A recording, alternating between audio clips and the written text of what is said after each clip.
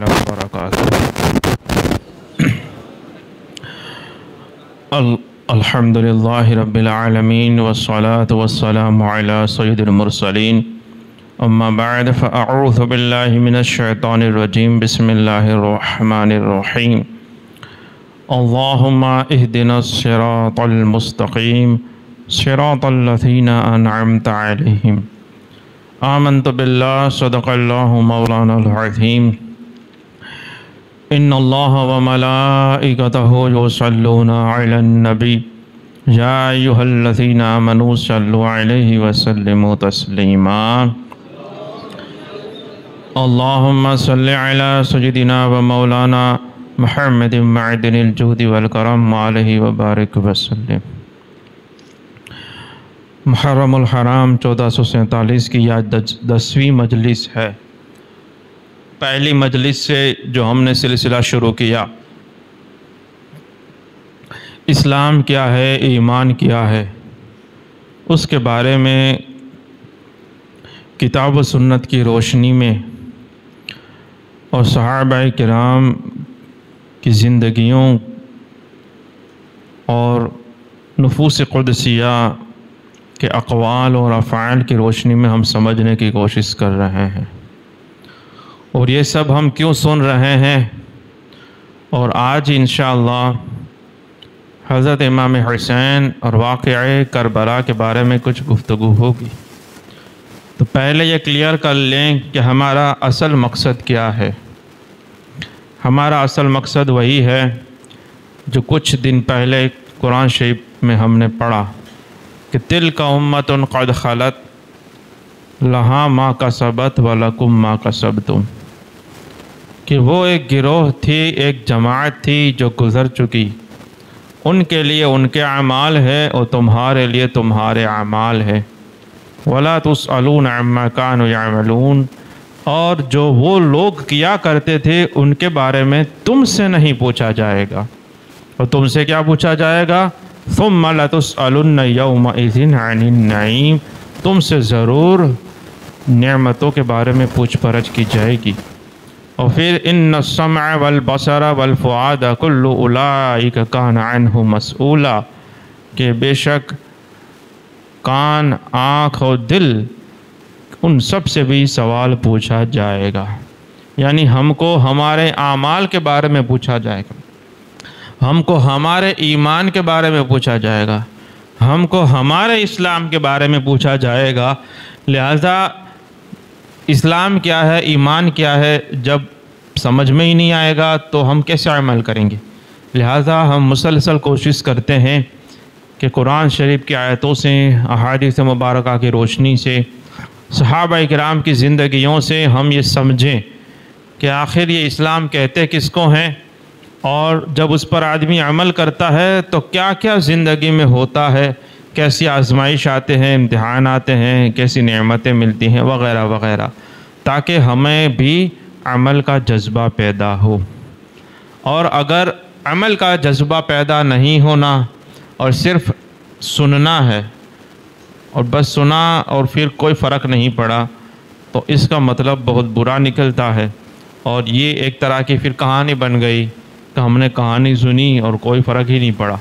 حالانکہ یہ سب کی کہانیاں نہیں ہیں، یہ واقعات سچے ہیں۔ ہم نے حضرت سیدنا ابو بکر صدیق کی کچھ زندگی کچھ احوال سنے، پھر حضرت عمر فاروق اعظم کے بارے میں سنا کہ آپ کی مسجد میں شہادت ہو جاتی ہے۔ اس کے بعد حضرت عثمان غنی کو تقریباً یہاں تک آیا کہ 40 دن تک بھوکا پیاسا رکھا گیا۔ اس کے بعد حضرت علی المرتضیٰ کو شہید کر دیا گیا۔ اس کے بعد امام حسن رضی اللہ تعالیٰ عنہ کچھ وقت کے لیے تقریباً 6 مہینے کے لیے خلیفہ ہوئے۔ مسلمانوں میں اختلاف ہو گیا، حجاز والے حضرت امام حسن سے بیعت کر لیے، اور شام وغیرہ والے حضرت امام امیر معاویہ سے بیعت ہو گئے۔ اب تھوڑا بہت ڈسپیوٹ اور اختلاف ہونے لگا۔ امام حسن نے کسی بھی طرح سے امت میں فساد کو روا نہیں رکھا، اور آپ نے صلح فرما لی، اور اپنی خلافت کا جو حق تھا وہ آپ نے چھوڑ دیا، اور سارا معاملہ امیر معاویہ کے حوالے کر دیا۔ یہ ہجری تقریباً سمجھے کہ 40-41 کی بات ہے۔ اس کے بعد 10 سال کے بعد ہجری 50 میں تقریباً حضرت امام حسن کو زہر دیا گیا۔ جب زہر دیا گیا اور زہر نے جب اثر کیا، اس وقت وہ یاد کریں کہ حضرت عمر فاروق اعظم پر حملہ ہوا تھا، اور جب آپ کو گھر پہ لائے آپ نے پوچھا، ابن عباس کو بھیجا کہ آپ دیکھیں کس نے کیا ہے یہ۔ تو جب پتہ چلا کہ یہ ایک مجوسی نے کیا ہے تو حضرت عمر نے کیا کہا کہ اللہ کا شکر ہے کہ میرے قتل میں کوئی مسلمان گنہگار نہیں ہوا اور ایک غیر مسلم سے یہ کام ہوا۔ عثمان غنی کی بات سنیں کہ لوگ آپ سے کہہ رہے ہیں کہ آپ اجازت دیں تو ہم تلوار نکال لیں اور ان سب کو سیدھا کر دیں جو یہ آپ کے گھر کا گھیراؤ کیے ہوئے ہیں، محاصرہ کیے ہیں۔ آپ نے کیا کہا کہ میں یہ پسند نہیں کرتا کہ میری جان کے بدلے اتنے سارے مسلمانوں کا خون بہے۔ اب سوچ دیکھ رہے ہو، اپنے بارے میں لوگ یہ کم بات کرتے ہیں، امت کے بارے میں زیادہ باتیں کرتے ہیں۔ ان کو ایک ایک مسلمان کی فکر ہے کہ یہ گناہ میں نہ پڑے، یہ کوئی فتنہ فساد میں نہ پڑے۔ اسی طرح سے حضرت علی المرتضیٰ میں بھی یہی معاملہ ہوا کہ انہوں نے اور ان کا حضرت امیر معاویہ کے درمیان صلح ہوئی اور ایک پنچ بٹھایا گیا، تو ان کے جو خلاف ہو گئے خارجی، ان کا کہنا تھا کہ آپ صلح نہ کریں، آپ لڑائی چالو رکھیں، امیر معاویہ سے لڑتے رہیں اور مسلمان آپس میں کٹتے رہیں۔ لیکن جب حضرت علی المرتضیٰ نے کہا کہ نہیں، بہتری اسی میں ہے کہ یہ کوئی بیچ والا راستہ نکالا جائے اور اختلاف ختم کیا جائے، امت کو فتنہ فساد میں نہ ڈالا جائے، تو یہ لوگ حضرت امیر علی کو ہی چھوڑ کے چلے گئے۔ ان کا کہنا تھا کہ آپ لڑائی چالو رکھیں، اور اگر آپ نے صلح کی، بیچ میں پنچ کو بٹھایا تو آپ ہی مشرک ہو گئے۔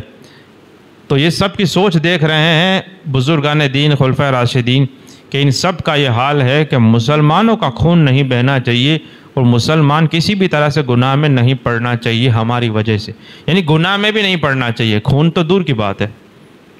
حضرت امام حسن کے بارے میں دیکھیں، حضرت امام حسن کے بارے میں یہ تھا کہ کچھ سال گزرے تو کچھ لوگوں نے کہا ان کو شرم، عار المسلمین، آپ کے جو ساتھی تھے، دوست وغیرہ کہنے لگے کہ آپ خلیفہ بننے کے بعد چھوڑ دیے تو آپ مسلمانوں کے لیے شرم کے باعث ہیں، عار مانے شرم، تو کہتے ہیں کہ آپ عار المسلمین ہیں۔ امام حسن کا جواب بھی سنیں، آپ فرما دیں عار یہ نار سے بہتر ہے، شرم یہ جہنم کی آگ سے بہتر ہے۔ کہ اگر تم مجھے ابھی شرم کہہ رہے ہو کہ مسلمانوں کے لیے شرم کا باعث ہوں کہ میں نے خلیفہ بننے کے بعد، بیعت ہونے کے بعد میں نے چھوڑ دیا، یہ اس سے بہتر ہے کہ میں خلیفہ رہتا اور مسلمان آپس میں کٹ مرتے، اس سے بہتر ہے، عار نار سے بہتر ہے۔ اور کچھ سالوں کے بعد کسی نے، پوچھنے والے نے پوچھا کہ ہم نے سنا ہے کہ آپ پھر سے تیاری کرتے ہیں امیر معاویہ سے لڑنے کے لیے، اور پھر خلافت کی بات آئے گی اور پھر آپ خلیفہ بنیں گے۔ آپ نے کہا جب میرے پاس امت کے سر میرے قبضے میں تھے، عرب میرے ہاتھ میں تھا، جس کو چاہتا اس سے لڑوا دیتا اور جس کو چاہتا اس کی گردنیں اڑوا دیتا، تب میں نے لڑائی نہیں کی اور تب میں نے صلح و سمادھان کا راستہ اختیار کیا، اور اب اتنے سالوں کے بعد میں یہ پھر سے کروں گا کہ یہ مسلمان پھر سے لڑنے لگے۔ تو ان کی سوچ میں یہ ہوتا تھا کہ مسلمان گناہ میں، کیونکہ ان کو سمجھ تھی اسلام کیا ہے، اسلام یہ لڑائی جھگڑے کا دین نہیں ہے، اسلام یہ ہے کہ تم آخرت کے لیے عمل کرو۔ تو وہ عمل میں دھیان دیتے تھے، وہ ان کاموں میں دھیان دیتے تھے۔ آخر میں جب آپ کو زہر دیا گیا، امام حسین، آپ کے چھوٹے بھائی آئے اور پوچھنے لگے امام حسن سے کہ زہر تو دیا ہے، اب بالکل موت قریب ہے۔ امام حسین پوچھنے لگے کہ آپ کو زہر کس نے دیا ہے؟ امام حسن پوچھ رہے ہیں کیوں پوچھ رہے ہو؟ پتہ چل جائے گا تو کیا کرو گے؟ کہاں بدلہ لوں گا، قصاص تو اسلام میں ہوتا ہے نا، مارا ہے تو پھر بدلہ لیا جائے گا، مقدمہ بنے گا اس پر۔ تو کہا کہ آپ بتائیں کہ کس نے دیا ہے۔ اب امام حسن کا جواب سنیں۔ امام حسن رضی اللہ تعالی عنہ نے فرمایا کہ مجھے جس پر شک ہے، یقین نہیں ہے، شک ہے، مجھے جس پر شک ہے اگر وہی سچ میں اسی نے مجھے زہر دیا ہے تو اللہ بہترین بدلہ لینے والا ہے، اور مجھے جس پر شک ہے اگر اس نے زہر نہیں دیا تو پھر میں کسی کا نام لے کر کسی بے گناہ مسلمان کو قتل کیوں کرواؤں؟ لہذا آپ نے نام نہیں دیا، کیونکہ ان کو خود کو یقین نہیں تھا امام حسن کا کو کس نے دیا، اور ان کے سگے بھائی اور وہ بھی امام حسین، ان کو پتہ نہیں چلا کہ میرے بھائی کو کس نے زہر دیا۔ بعد میں نہ کسی پر الزام رکھا گیا، نہ کسی کے بدلہ لیا گیا، نہ قصاص ہوا، نہ کیس چلا۔ تو جب اس زمانے میں جو تحقیق نہیں ہوئی کسی میٹر کی، اب آج کے زمانے میں کون کہہ سکتا ہے کہ کس نے کیا دیا تھا؟ اور ہمیں یہ نہیں پوچھا جائے گا کہ تو تیرا ماننا کیا ہے کہ کس نے زہر دیا تھا کس نے نہیں دیا تھا، تمہیں تو یہ پوچھا جائے گا کہ تو نے کیا کیا، قرآن پڑھا کہ نہیں پڑھا، سمجھا کہ نہیں سمجھا، نماز میں کتنی ڈنگیں ماری ہیں، وہ سب پوچھا جائے گا۔ اپنے بیٹے کے، اپنی اولاد کے پیٹ میں تو نے کیا دیا، کتنا حلال دیا، اور حلال اور حرام اپنی مرضی سے سمجھ کر دیا کہ جو ہم نے نازل کیا تھا اس کے مطابق دیا، ہم سے یہ پوچھا جائے گا۔ لہذا ان باتوں میں آپ نہ پڑیں۔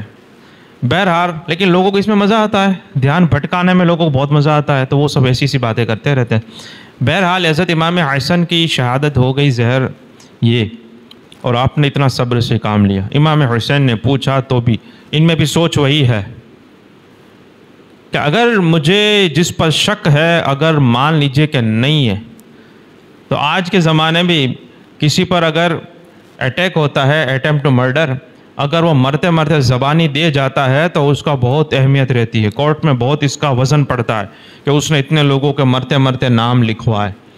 وارث جو نام لکھواتے ہیں اسے زیادہ مرنے والا اگر کہہ دے کہ مجھے فلاں فلاں لوگوں نے مارا ہے، یا کئی لوگ پہلے سے ہی وہ کمپلینٹ دائر کروا دیتے ہیں کہ اگر مجھ پر حملہ ہوا یا مجھے کچھ ہو گیا تو اس کا ذمہ دار فلاں فلاں آدمی ہوگا، تو جب اگر اس میں مر جاتا ہے تو اس آدمی کی مصیبت کھڑی ہو جاتی ہے۔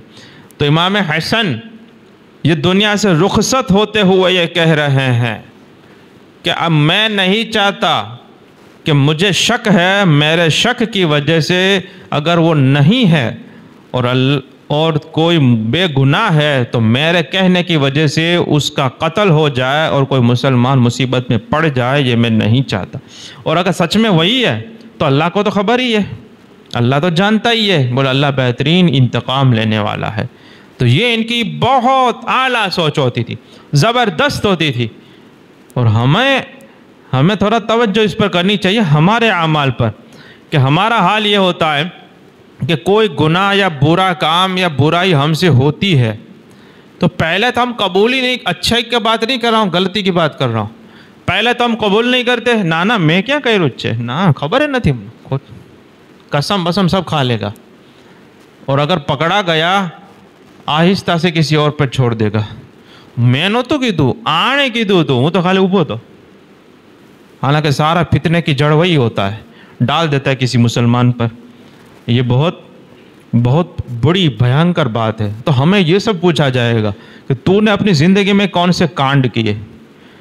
اب یہ ہجری 50 تک یہ چیز ہوئی، امیر معاویہ کو 10 سال ہوئے اور 10 سال گزرے، ہجری 60 آتے آتے حضرت امیر معاویہ رضی اللہ تعالیٰ عنہ کا انتقال ہو گیا۔ انتقال ہو گیا، یزید ولی عہد کے طور پر تھا اور شام والوں نے ان سے بیعت لے لی۔ جب بیعت لے لی، اب سب سے زیادہ جو چیز تھی وہ یہ تھی کہ ملک شام والے تو لے لیے، لیکن کچھ اور لوگ تھے جن کے بیعت سے وزن پڑتا تھا، ان کے ووٹ سے اور ان کے یزید کے سمرتھن میں آنے سے امت یوں سمجھے کہ متفق ہو جاتی تھی۔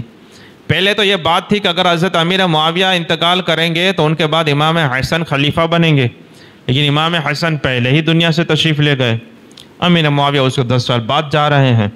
اب یہ یزید کا معاملہ آیا، اس نے سب سے پہلے یہ کیا کہ جو مدینہ کے گورنر تھے اس پر انہوں نے یہ خط لکھ کر بھیجا کہ یہ بیعت لینی ہے میری، اور بیعت کا مطلب کیا ہوتا ہے یہ بھی سمجھ لیجیے۔ بیعت کا مطلب ہوتا ہے کہ جس سے ہم بیعت لے رہے ہیں اس کو ہم اپنا امیر اور حاکم مانیں، اور اس کی اللہ اور اس کے رسول صلی اللہ علیہ وسلم کے حکم کے مطابق جو وہ حکم کرتا ہے اس کی پابندی کرنا، اس کی اطاعت اور فرما برداری کرنا ہم اقرار کرتے ہیں، ایک وعدہ کرتے ہیں۔ یہ ہوتی ہے بیعت، کہ یہ جو بھی کہے گا اگر شریعت کے مطابق ہے، اللہ رسول کے حکم کے مطابق ہے، تو پھر ہمیں کرنا ہے۔ ہاں یہ یعنی پھر بہت ساری چیزیں اس میں آ جاتی ہیں۔ امام احمد بن حنبل کو اس زمانے کے جو خلیفہ تھے اس نے کہا امیر المومنین نے کہ تمہیں درس حدیث نہیں دینا ہے، تو امام احمد بن حنبل مدرسے میں درس حدیث دینا بند کر دیے تھے۔ یہاں تک کہ امام اعظم ابو حنیفہ کے بارے میں بھی ایک بات اس طرح کی ملتی ہے، جب آپ نے قاضی القضات سے بننے سے انکار کر دیا تو اس زمانے کا جو تھا اس نے کہا تھا کہ آپ کو اب فتویٰ نہیں دینا ہے، یعنی ہماری نوکری کرو، ملازمت کرو، ورنہ نہیں دینا ہے۔ تو امیر کی اطاعت اتنی واجب ہوتی ہے کہ اس کے بعد اگر کوئی امام اعظم سے کوئی مسئلہ پوچھنے آتا تو وہ کہتے کہ مجھے امیر نے منع کیا ہوا ہے، آپ اسی کے پاس چلے جائیں، مجھے منع کیا ہے، فتویٰ نہیں دینا ہے۔ یعنی امیر کی اطاعت اتنی واجب ہوتی ہے۔ بیعت لینے کا مطلب یہ ہوتا ہے، اور یہ وعدے کی پابندی جو ہے یہ مسلمان اور مومن کی شان ہے، اور منافق کے نشانیوں میں سے آیا ہے کہ وعدہ کر کے مکر جاتا ہے، یہ منافق کی نشانیوں میں سے ہے۔ اب ہم دیکھ لیں کہ ہم نے کس سے کیا وعدہ کیا ہے۔ ایک تو ہم آپس میں بول چال میں ایک دوسرے سے وعدہ کرتے ہیں، یہ ایک الگ بات ہوتی ہے۔ کئی لوگ ہیں پیر و مرشد سے وعدہ کرتے ہیں، میں یہ کروں گا، میں یہ کروں گا، میں یہ کروں گا، میں یہ نہیں کروں گا، نہیں کروں گا، نہیں کروں گا۔ اب پتہ بھی نہیں 10 منٹ کے بعد کہ کیا وعدہ کیا ہے، پتہ بھی نہیں ہے، اور نہ عمل کہاں سے ہوگا جب اس نے اس وعدے کو کہ کوئی وزن ہی اس نے اہمیت ہی نہیں دی۔ بس مرید ہو گئے، بولے ہاں ہو گئے، بیعت لی، بولے ہاں بیعت لی۔ اچھا کس بات پہ بیعت لی گئی؟ جب بیعت کوئی لیتا ہے تو کسی بات پہ وہ بیعت لیتا ہے، کس بات پہ بیعت لی گئی؟ رسول اللہ صلی اللہ علیہ وسلم بیعت لیتے تھے، اللہ نے چاہا تو سیرت رسول میں ہم وہ بتائیں گے انشاءاللہ۔ تو یہ کچھ باتیں ہوتی تھی جس پر صحابہ کرام یہ ہاتھ میں ہاتھ دے کر بیعت لیتے تھے کہ ہم یہ کریں گے اور یہ نہیں کریں گے۔ اب وہ جس سے بیعت لی جاتی اس پر ہے کیا بات کرواتا ہے، کیا بلواتا ہے، کیا وعدے لیتا ہے۔ اب اگر ہم نے یہ بیعت لی ہے تو یوں سمجھے کہ ہم بند گئے ہیں، ہم اس سے ہم پھر نہیں سکتے ہیں۔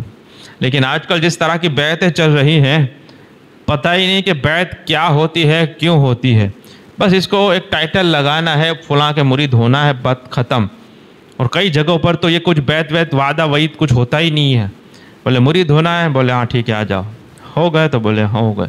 یعنی ایک طرح کا تبرکن سسٹم چل رہا ہے، وہ چل رہا ہے۔ لیکن اگر کسی نے یہ بیعت لی ہے تو اب یہ بند گیا ہے جو مرشد کو اس نے وعدہ دیا ہے۔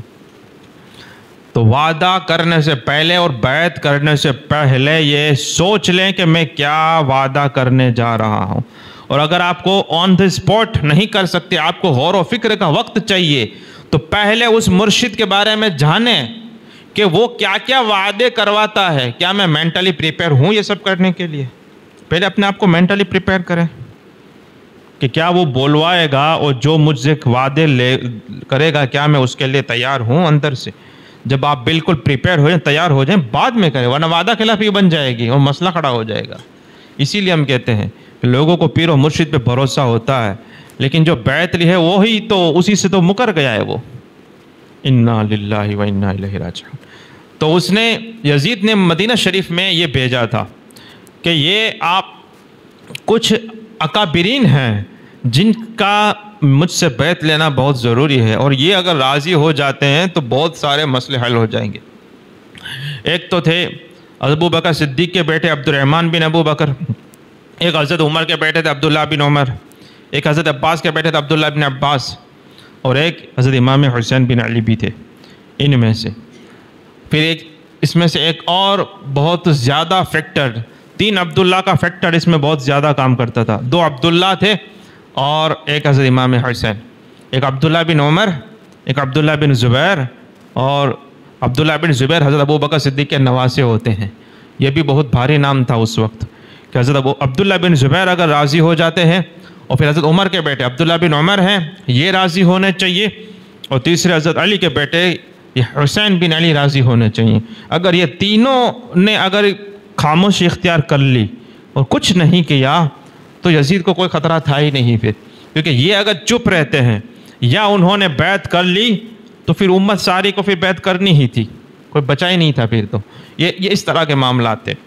لیکن اور جب وہ گورنر کے پاس آیا یہ لیٹر اور انہوں نے ان سب سے بیعت لینے کی بات کی تو عبداللہ ابن عمر جو تھے نا وہ صوفی ٹائپ کے لوگ تھے، صوفی آدمی تھے، وہ بہت زبردست سنت رسول والے تھے، اور یہ مطلب مسجد کو خود یزید نے لکھا کہ یہ مسجد کے پکڑنے والا آدمی ہے، اس سے خطرہ زیادہ نہیں ہے، یعنی چاہے تو بہت کچھ کر سکتا ہے لیکن وہ اس کا نیچر ہے ہی نہیں۔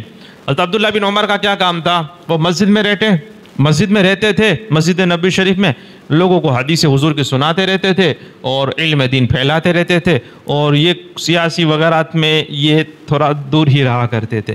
تو وہ کہتے ہیں کہ اس کا زیادہ ٹینشن نہیں ہے۔ اور حضرت عبداللہ بن عمر کا یہ موقف بھی تھا کہ میں اکیلا کیوں بیعت لوں گا، امت اگر کسی کے اوپر متفق ہو جاتی ہے تو میں بھی لے لوں گا، مجھے کوئی لڑائی جھگڑے میں پڑنا ہے نہیں، لوگ اگر تیار ہے تو میں بھی کر لوں گا، ٹھیک ہے۔ تو وہ حضرت عبداللہ بن عمر کا کوئی مسئلہ زیادہ بنتا نہیں تھا۔ لیکن حضرت عبداللہ بن زبیر تھے نا، وہ جلالی تھے، حضرت ابو بکر صدیق کے نواسے ہیں وہ، اور زبیر بن عوام جس کے بارے میں ہم نے کل حدیث سنی، حضور نے فرمایا ہر نبی کا ایک حواری ہوتا ہے، اور میرا حواری زبیر ہے، یہ ان کے بیٹے تھے، اور عشر مبشرہ میں سے بھی حضرت زبیر۔ تو یہ عبداللہ بن زبیر یہ جلالی تھے، لیکن ان کا یہ حال تھا کہ یہ پھر موقع کی تلاش میں رہتے ہیں، مطلب ایسا نہیں کہ فوراً سامنے آ گئے، فرنٹ میں آ گئے، یعنی خطرہ تو تھا۔ اور تیسرے جو تھے امام حسین تھے، تو ان سے بھی بہت بڑا خطرہ تھا، چونکہ ان کی امت میں بھی لوگ ان کے طرفدار تھے۔ آدمی کی طاقت کیا بنتا ہے؟ لوگ ہی تو طاقت بنتے ہیں، اکیلا آدمی کیا کر سکتا ہے؟ اکیلا آدمی سامنے جائے گا گلا کاٹ کے رکھ دیں گے، لوگوں کا سپورٹ تو چاہیے۔ تو یہ وہ شخصیتیں ہوتی تھیں کہ ان کی باتوں میں وزن ہوتا تھا، لوگ ان کی باتوں کو مانتے تھے، ان کو پتا تھا کہ اگر یہ لوگ نے نہیں مانا تو بہت بڑا مسئلہ کھڑا ہو جائے گا۔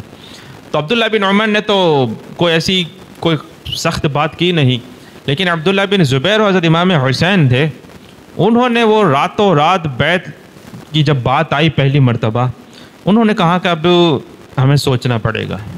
اچھا ایک اور بات بھی آپ کو بتا دوں کہ واقعہ کربلا کو جس طرح سے پیش کیا جاتا ہے نا مرچ مسالہ کے ساتھ، یہ بہت بڑی اسلام کے ساتھ کھلواڑ ہو رہا ہے، بہت خطرناک یہ سب چیزیں ہو رہی ہیں۔ اصل میں جو واقعہ کربلا جو ہوا اور جو معاملات ہوئے، انشاءاللہ اللہ تعالیٰ مجھے حق بولنے کی توفیق عطا فرمائے۔ آپ دعا کریں اور آپ کو سننے کی بھی توفیق عطا فرمائے، آپ کو سننے کی بھی توفیق عطا فرمائے، اور ہم سب کو حق کو قبول کرنے کی توفیق عطا فرمائے۔ ورنہ ابھی حال یہ ہے کہ امام حسین کا نام لیتے ہیں، کربلا بولے حق اور باطل کی لڑائی تھی، لیکن حق کو قبول کرنے کے لیے کوئی تیار نہیں ہے۔ سب کو وہی سننا ہے جو اس کا نفس چاہتا ہے، سچائی جو بھی ہو۔ جیسے کچھ دنیا میں ابھی ہو رہا ہے کہ اتہاس میں جو بھی ہوا ہو، ابھی راجستھان کی بکس میں یہ کہا گیا کہ وہ پرتاپ راجہ جو تھا وہاں کا اور اکبر کے بیچ میں لڑائی ہوئی اور پرتاپ جیت گیا، حالانکہ تاریخ کہتی ہے کہ اکبر جیتا تھا۔ تو لوگوں نے کہا کہ بھئی پرتاپ جیتا، ایسا کیوں لکھا آپ نے؟ اس نے کہا کیونکہ وہ سب ہندوؤں کو پسند آتا ہے، اکبر کو جتنا وہ دیکھنا اچھا نہیں لگتا ان کو مزہ آتا ہے مہارانا پرتاپ کے 40 کلو کا وہ اٹھا لیتا تھا، تلواری کے 40 من کی تھی، پتہ نہیں کیا کیا بولتے رہتے ہیں یہ سب، تو اس کو اب سننا اچھا لگتا ہے۔ یعنی حقیقت کچھ بھی ہو، لوگوں کو اس سے مطلب نہیں ہے، بس مزہ اپنے کو کس میں آتا ہے۔ تو کربلا میں بھی یہ سب دنیا والے تو دنیا والے ہیں نا، ابھی جب تک اسلام داخل نہیں ہوا دل میں تب تک تو پرابلم رہے گی۔ تو کئی ساری باتیں ایسی ہوتی ہیں کہ جو کچھ حقیقت سے اس کا لینا دینا ہی نہیں ہے، لیکن انشاءاللہ میں کوشش کروں گا کہ جتنی باتیں ثابت ہیں یا جتنی باتوں پر اعتبار اور اعتماد کیا جا سکتا ہے، انشاءاللہ میں آپ کو وہی پہنچاؤں۔ اللہ تعالیٰ مجھے اور آپ کو حق بولنے اور سننے اور قبول کرنے کی توفیق عطا فرمائے۔ امام حسین نے اور عبداللہ بن زبیر انہوں نے کہا کہ ہم سوچتے ہیں ہم آپ کو کل صبح تک جواب دے سکتے ہیں، فوراً ہم آپ کو فائنل کر کے نہیں بتا پائیں گے کہ ہم بیعت لیتے ہیں کہ نہیں، ہمیں غور و فکر کرنا پڑے گا، ہمیں امت کی رائے معلوم کرنی ضروری ہے کہ امت کیا چاہتی ہے، کہ یزید کو امیر المومنین ماننے کے لیے تیار ہے کہ نہیں ہے۔ اچھا، اس میں ایک بات یہ بھی تھی کہ انہوں نے اس زمانے میں ایسا نہیں تھا، اور مومن ایسا نہیں ہو سکتا کہ راتوں رات بیعت کر لے اندر خانے اور باہر نکل کر بغاوت کر لے، یہ نہیں، اگر بیعت کرتے تو قائم رہتے۔ اور اس میں سوچنے والی یہ بھی بات ہے کہ امام حسین نے جب یزید کا معاملہ آیا تب یہ بات ہو رہی ہے، ابھی تک خلفائے راشدین اور امیر معاویہ کا معاملہ، امام حسین کچھ نہیں بول رہے ہیں۔ امام حسین اس وقت کیوں تلوار نہیں نکالے، اس وقت کیوں سامنے مقابلے میں نہیں آئے؟ یہ سب سوچنے والی باتیں ہیں۔ یہاں تک کہ امام حسین کی بارگاہ میں ایک شخص حاضر ہوا اور کہنے لگا، فقیر سائل آیا، بولے پیسوں کی ضرورت ہے۔ امام حسین نے کہا روکیے، تھوڑی دیر انتظار کریں، ہمارے پاس کچھ آتا ہے تو ہم آپ کو دیں گے۔ یہ لوگوں کے پاس بہت آتا تھا، اور جتنا آتا تھا اتنا دیتے بھی تھے۔ ہمارے پاس آتا ہے تو بلاک ہو جاتا ہے، آگے سپلائی کی چینیں ٹوٹ جاتی ہے، آگے پہنچتا ہی نہیں ہے، اسی لیے پھر مسئلہ کھڑا ہو جاتا ہے۔ بہرحال اتنے میں حضرت امیر معاویہ کی طرف سے 5 غلام آئے، 1,000 کی 5 دینار کی تھیلیاں لے کر، دینار کہتے ہیں سونے کے سکے کو، 5 تھیلیاں، ایک میں 1,000 سونے کے سکے تھے۔ اس طرح سے آئے اور کہا کہ امیر معاویہ نے بھیجا ہے، امام حسین کی بارگاہ کی بات ہے، امام حسن کی بات نہیں ہے، امام حسن کا وظیفہ بہت زیادہ تھا۔ کہا کہ یہ حضرت امیر معاویہ نے بھیجا ہے، اور حضرت امیر معاویہ نے معذرت کی ہے کہ بھیجنے میں تھوڑی تاخیر ہو گئی، لیٹ ہو گیا، لہذا معاف کریں، اور یہ تھوڑا سا نذرانہ ہے اس کو قبول کریں۔ امام حسین نے قبول فرمایا، اور وہ 5 تھیلی قبول فرمائی، اور آنے والے سائل کو وہ سب خیرات کر دی۔ اور امام حسن کے بارے میں آتا ہے، وہ تو ایسی روایت ہے کہ امام حسن کا وظیفہ 1,00,000 درہم تھا۔ امیر معاویہ کی جانب سے امام حسن کو 1,00,000 درہم بھیجے جاتے تھے۔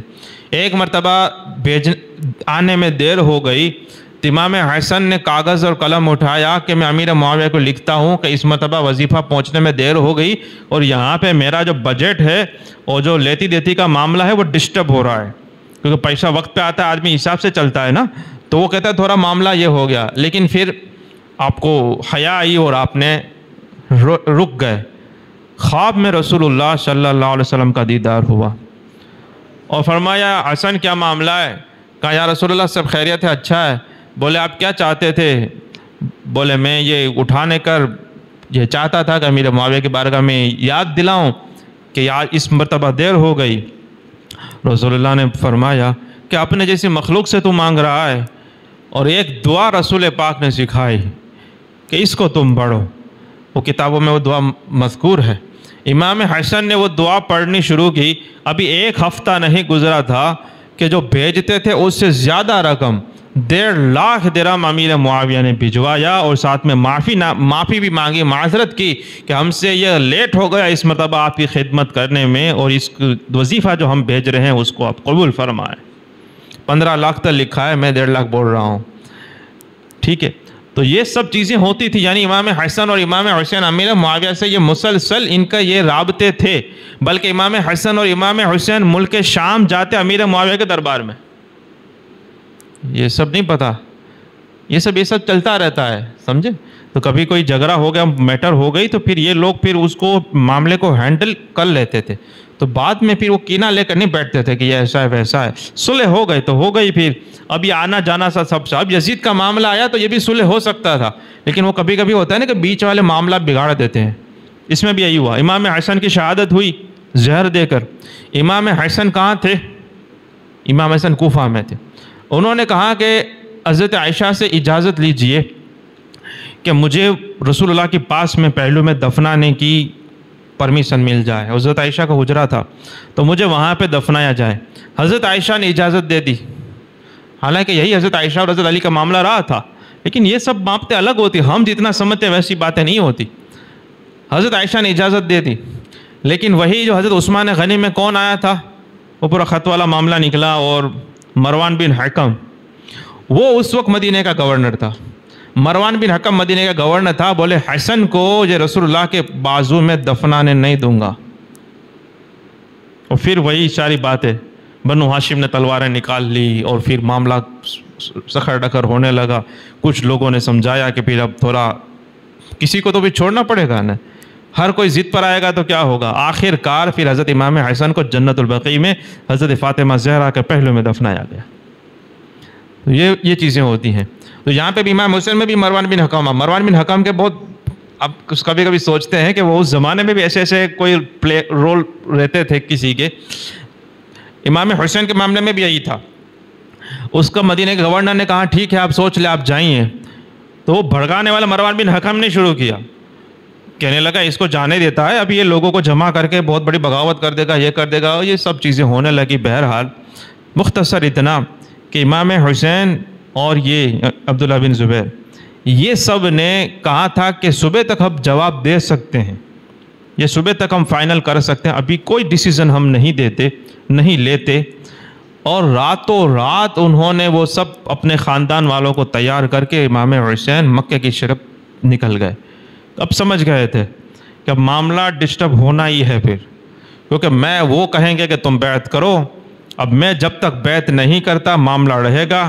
اور امام حسین کو یہ تھا کہ یزید سے کوئی بات چیت کے ذریعے کچھ سولوشن نکلے، ایسے ہی تو کیسے امیر بن گیا، اور یہ ہمارا ہم کو حق ہے وغیرہ وغیرہ۔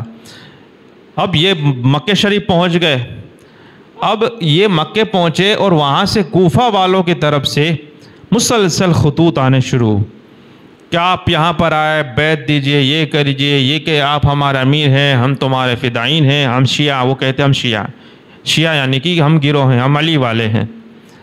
اور جب یہ چیزیں ہونے لگی، حضرت امام حسین نے سنت پر عمل کرتے ہوئے مشورہ کیا۔ اس وقت کے بڑے بڑے اکابرین صحابہ کرام تھے، ان سے مشورہ کیا کہ آپ کا اس سلسلے میں کیا کہنا ہے، کیا مجھے یزید تو ابھی سمجھ میں نہیں آ رہا ہے کہ اسے بیعت کر لوں، دوسری طرف کوفہ والے کہتے ہیں کہ مجھ سے بیعت کرنے کے اور مجھے امیر ماننے کے لیے تیار ہیں، تو کیا مجھے کوفہ جانا چاہیے کہ نہیں جانا چاہیے۔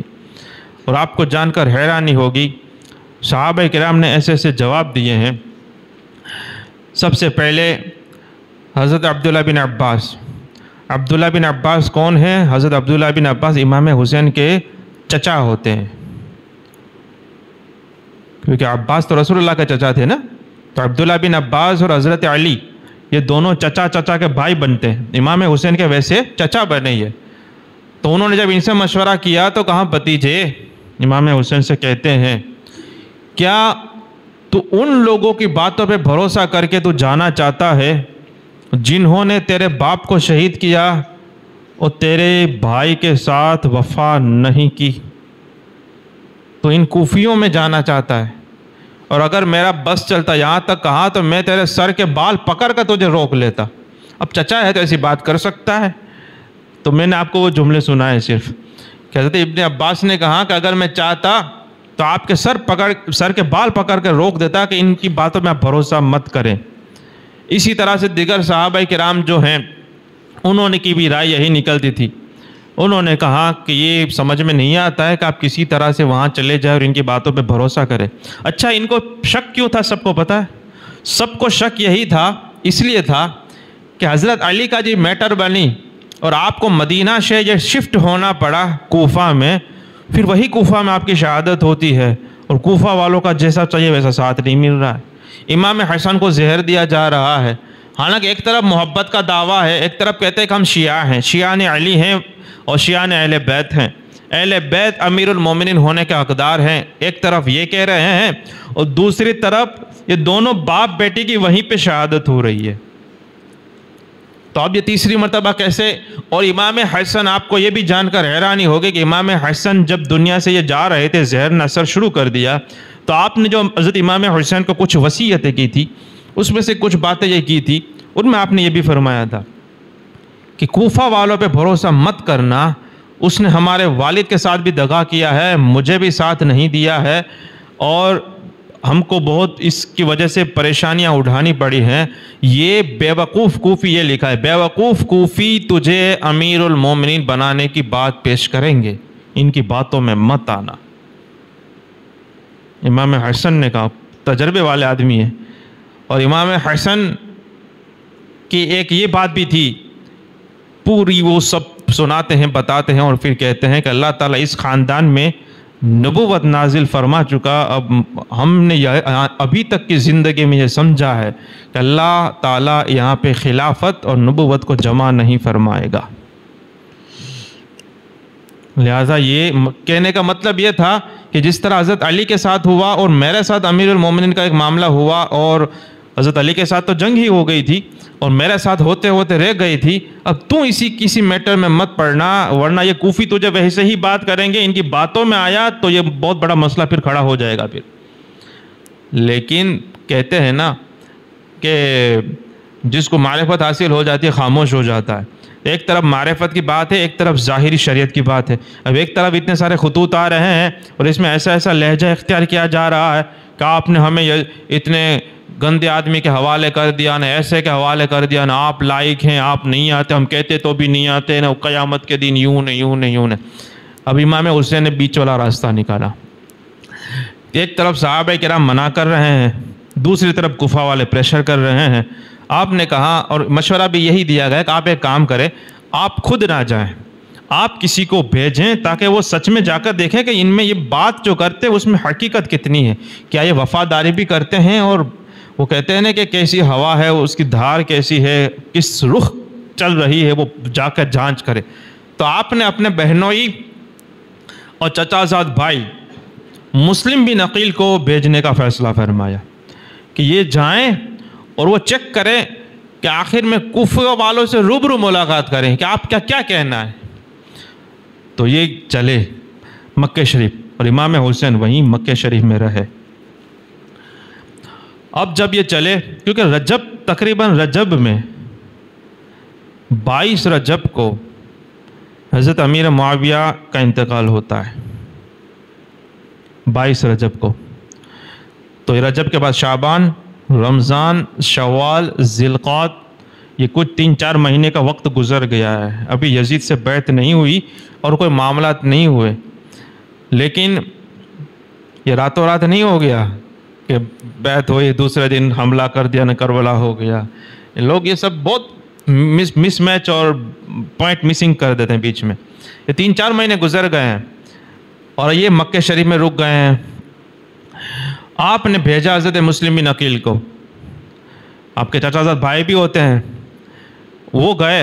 اور جب وہ گئے تو کوفہ والوں نے تو زبردست وہ کیا. لوگوں کا طریقہ ہوتا ہے، جب کوئی خطرہ نہیں استقبال کریں گے نا، اصل بات تو تب پتہ چلتی ہے جب خطرہ کھڑا ہو جائے سامنے، تب وفاداری کا پتہ چلتا ہے. جب میٹھا میٹھا ہوتا ہے تو ہپ ہی ہوتا ہے، جب کڑوا کڑوا آتا ہے تب پتہ چلتا ہے کہ آدمی میں کتنی محبت ہے، کتنی وفاداری ہے. جب کچھ اچھا چلتا ہے، جب آپ کے پاس مال ہے، آپ دوستوں پہ خرچ کرتے ہیں، سب کے یہاں آنا جانا ہے، تو لوگ آپ سے محبت کرنے والے ملیں گے. بات تب آتی ہے جب آپ پہ مصیبت آتی ہے، تب ساتھ میں کون کھڑا ہے. اور جو بات آپ کہیں، جیسے وہ ماں باپ کی فرما برداری کی بات آتی ہے کہ موبائل 30,000 35,000 کا بیٹا لے کر گھوم رہا ہے، 35,000 ہاں پپا کی تو کہ نو موبائل لے لے، پپا نے بات مانوی پڑے نا، 35,000 کا موبائل لے لیا اس نے. کیسی فرما برداری کر رہا ہے، یعنی اس سے وہ دلیل نکالتا ہے کہ میں باپ کا کتنا مانتا ہوں، کہاں موبائل لے لے تو میں لے پپا نو مانو پڑے، بہت ثواب نو کام. اچھا، اور وہی باپ کہتا ہے کہ تیرے کو ایکٹیوا نہیں چلانا ہے تو چھپ چھپ کے لے جاتا ہے، باپ سو رہا ہوتا ہے وہ گھوم کر آ جاتا ہے. تو فرما برداری وہ نہیں جو ہمیں مزہ آتا ہے، وہ باپ کہتا ہے تو ہم کرتے ہیں، تو وہ فرما برداری کا پتہ تب چلتا ہے کہ ہم نہیں چاہتے، ہمیں پسند نہیں، اور کوئی اوپر والا آدمی جس کی فرما برداری لازم ہے وہ کہتا ہے، پھر ہم کر پاتے ہیں کہ نہیں کر پاتے تب پتہ چلتا ہے. تو میٹھا میٹھا ہے تو کھائیں گے ہی نا. بھاؤ تو نے وعدے کے دو، گھر پہ آ کے کسی نے کہا لے بیٹا آئس کریم کھا، اب بولے اب پپا نے کہا کھانا پڑے گا، اب تو مزہ آتا ہے تو کھا رہا ہے نا. پتہ جب چلتا ہے جب تیرے کو آئس کریم کھانی ہو اور باپ نہ بولے، تب پتہ چلے گا کہ فرما برداری نفس کی ہو رہی ہے کہ باپ کی ہو رہی ہے۔ اب کوفہ والوں کے پاس پہنچے تو 12,000 لوگوں نے بیعت کر لی۔ بولے ہمیں حسین کو مانتے ہیں، بولے میں حسین کی طرف سے آیا ہوں، بولے ہم بیعت تمہارے ہاتھ میں آتے، یزید ہم کو نہیں چاہیے، ہم آپ سے بیعت کرتے ہیں۔ اب دیکھو کیا ہوتا ہے، اب یہ لوگوں نے یہ کیا تو سماج میں ہر طرح کے لوگ ہوتے ہیں۔ دوسرے کوفہ میں، وہی کوفہ میں دوسرے لوگ تھے، وہ یزید کے چاہنے والے تھے، وہ ان کو ماننے والے تھے۔ انہوں نے سیدھے کوفہ کے گورنر صحابی رسول نعمان بن بشیر رضی اللہ تعالیٰ عنہ تھے، ان کے پاس شکایت کی کہ وہاں پر ہم یزید کو یا امیر المومنین مان چکے ہیں اور یہاں پر حسین الگ سے بیعت لے رہا ہے، اور یہ اختلاف پیدا ہو جائے گا اور یہ ہنگامہ کھڑا ہو جائے گا، اور کئی کوفہ والے جو ہیں وہ یہ مسلم بن عقیل آئے ان سے بیعت لیے ہیں۔ اب نعمان بن بشیر تھے صحابی رسول، ان کو پتا تھا کہ یہ کون ہے اور یہ نواسے رسول کی طرف سے ہو رہا ہے، لہذا آپ نے ان کو سمجھانے کی بولے شانتی تو رکھو، یہ اتنا نہیں کرنا چاہیے، اور اس طرح سے تھوڑا ہلکی باتیں کی، اور معاملے کو اب ہینڈل بھی تو کرنا ہے نا، اب ہو گیا وہ ہو گیا، اب زیادہ اختلاف نہ ہو اور کوئی ڈسپیوٹ نہ ہو، وہ بھی ہونا چاہیے، کیونکہ سارے معاملے مسلمان کے بیچ میں ہو رہے ہیں، اس میں سیدھی تلواریں نہیں نکالی جا سکتی۔ لیکن ان لوگ جو کوفی تھے ان سے پھر پتہ چلا ان کو کہ نعمان بن بشیر یہ معاملہ سختی سے نہیں ہینڈل کر رہے ہیں، انہوں نے سیدھے بات پہنچائی یزید تک کہ بھئی تیری حکومت کو خطرہ ہے، اور یہاں سے اس طرح سے حسین نے تیری بیعت، وہ تو پتا تھا یزید کو کہ میری بیعت حسین نے نہیں لی ہے، یعنی خطرہ تو کبھی نہ کبھی بنے گا یہ آدمی۔ اب یہ کہ بیعت لینا شروع ہو گیا کوفہ میں، اور کوفہ کے بارے میں پتا تھا کہ حضرت علی کے تھوڑا زیادہ ہی چاہنے والے لوگ وہاں رہتے ہیں، شیعہ اپنے آپ کو کہتے ہیں۔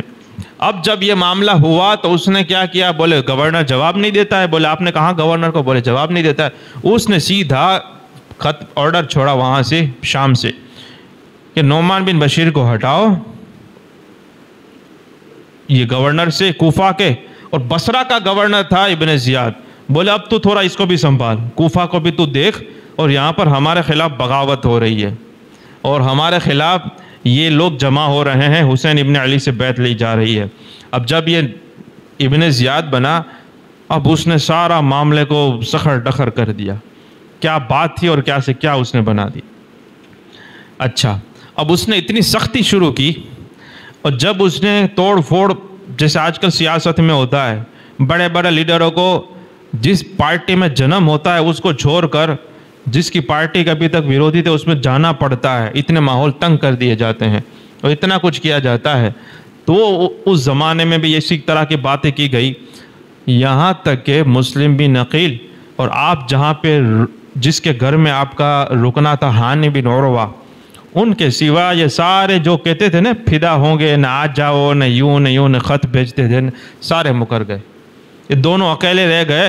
ابن زیاد نے سختی سے کام لیا، بولے دھیان رکھ جو آنے ساتھ آئے پر تم نے بدہ نے ہماری نہ کس، بولے نا ہمیں تمہاری ساتھ اچھی ہیں، کون تو باہر سے آئے ہوا تھا، خالی ہمیں ملاقات کروا گیا تھا، ماں قسم، پھر گئے پھٹاک کر کے پھر گئے۔ اب بچا کون؟ ابن زیاد نے مسلم بن عقیل اور حانی بن عروہ کو شہید کر دیا، اور وہ اسی وقت شہید کیا، اس سے پہلے جب مسلم بن عقیل نے رسپانس دیکھا تھا تو خط بھیج چکے امام حسین کو کہ بہت اچھا ہے، لوگ وفادار ہیں، بیعت لے ہیں، بہت انتظار کر رہے ہیں نواسہ رسول کا، یہ وہ سب اس میں حضرت مسلم بن عقیل نے لے دیا تھا۔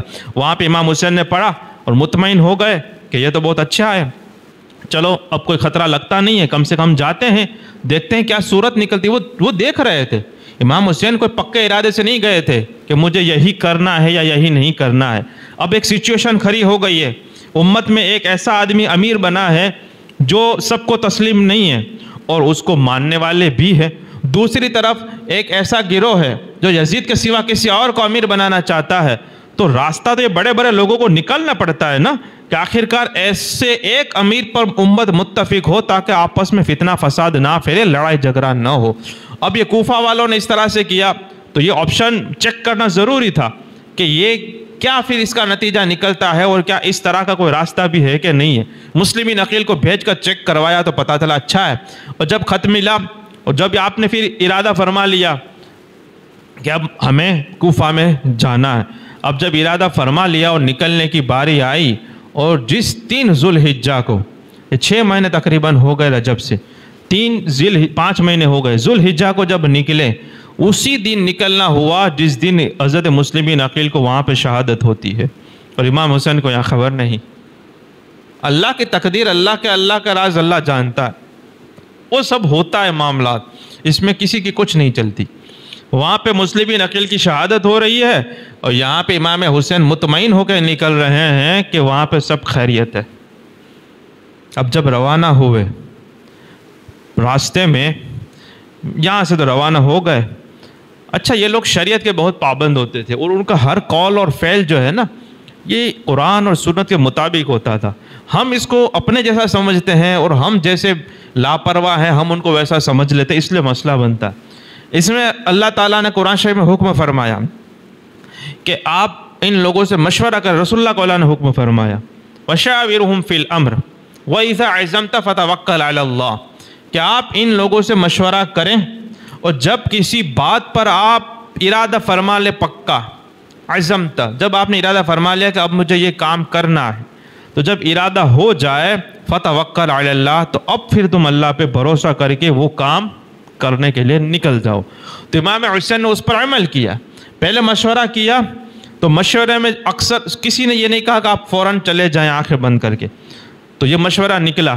اب دوسری طرف آپ نے حضرت مسلم کو بھیجا، جہاں وہاں سے اچھا جواب آیا، اب آپ نے ارادہ فرمایا کہ اب ہمیں کوفہ کی طرف چلنا ہے۔ اب جب ارادہ فرما لیا تو فَتَوَكَّلْ عَلَى اللَّهِ، اب اللہ پہ بھروسہ کر کے نکل جاؤ، اللہ کو جو کرنا ہے وہ ہو کر رہے گا۔ وَكَانَ أَمْرُ اللَّهِ مَفْعُولًا، اللہ کا امر جو ہوتا ہے وہ ہو کر رہتا ہے، ہر حال میں وہ نافذ کر کے رہتا ہے، تدبیر کام نہیں دیتی۔ امام حسین روانہ ہوئے۔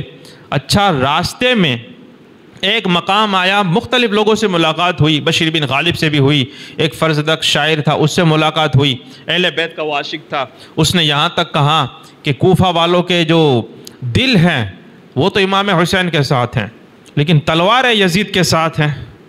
واہ، دیکھا نا، بولے محبت تو آپ سے ہیں، لیکن بھائی حکومت کا پریشر ہے، اپنے جو آج کل چلتا ہی ہے یہی چلتا ہے۔ اچھا، امام حسین نکل رہے ہیں، اور اس زمانے میں جو دوسرے دیگر صحابہ کرام تھے وہ کہاں تھے، وہ بھی سمجھنا ضروری ہے تاکہ کوئی شکوک و شبہات نہ آئے۔ امام حسین لگ بھگ 80 آدمیوں کو لے کر 80 افراد کو لے کر وہاں سے نکلے ہیں مکہ شریف سے۔ تو دیکھو، شریعت میں یہ ہمارے ہے اسلام میں کہ جب حکومت ظالم و جابر کے ہاتھ میں ہو، اور جب تمہیں پتہ ہے کہ حق بولنے سے اور اس کا مقابلہ کرنے سے تم بے بس ہو جاؤ گے اور تم اس کا مقابلہ نہیں کر سکتے، تو شریعت نے اس کا مقابلہ کرنا، اس کے سامنے پڑھنا، اس سے لڑنا یہ فرض واجب نہیں کیا، بلکہ یہ کہا ہے کہ جتنا لا یکلف اللہ نفسا الا وسعہا، اللہ تعالیٰ ہر ایک جان پر اتنا ہی بوجھ ڈالتا ہے جتنی وہ برداشت کر سکتا ہے۔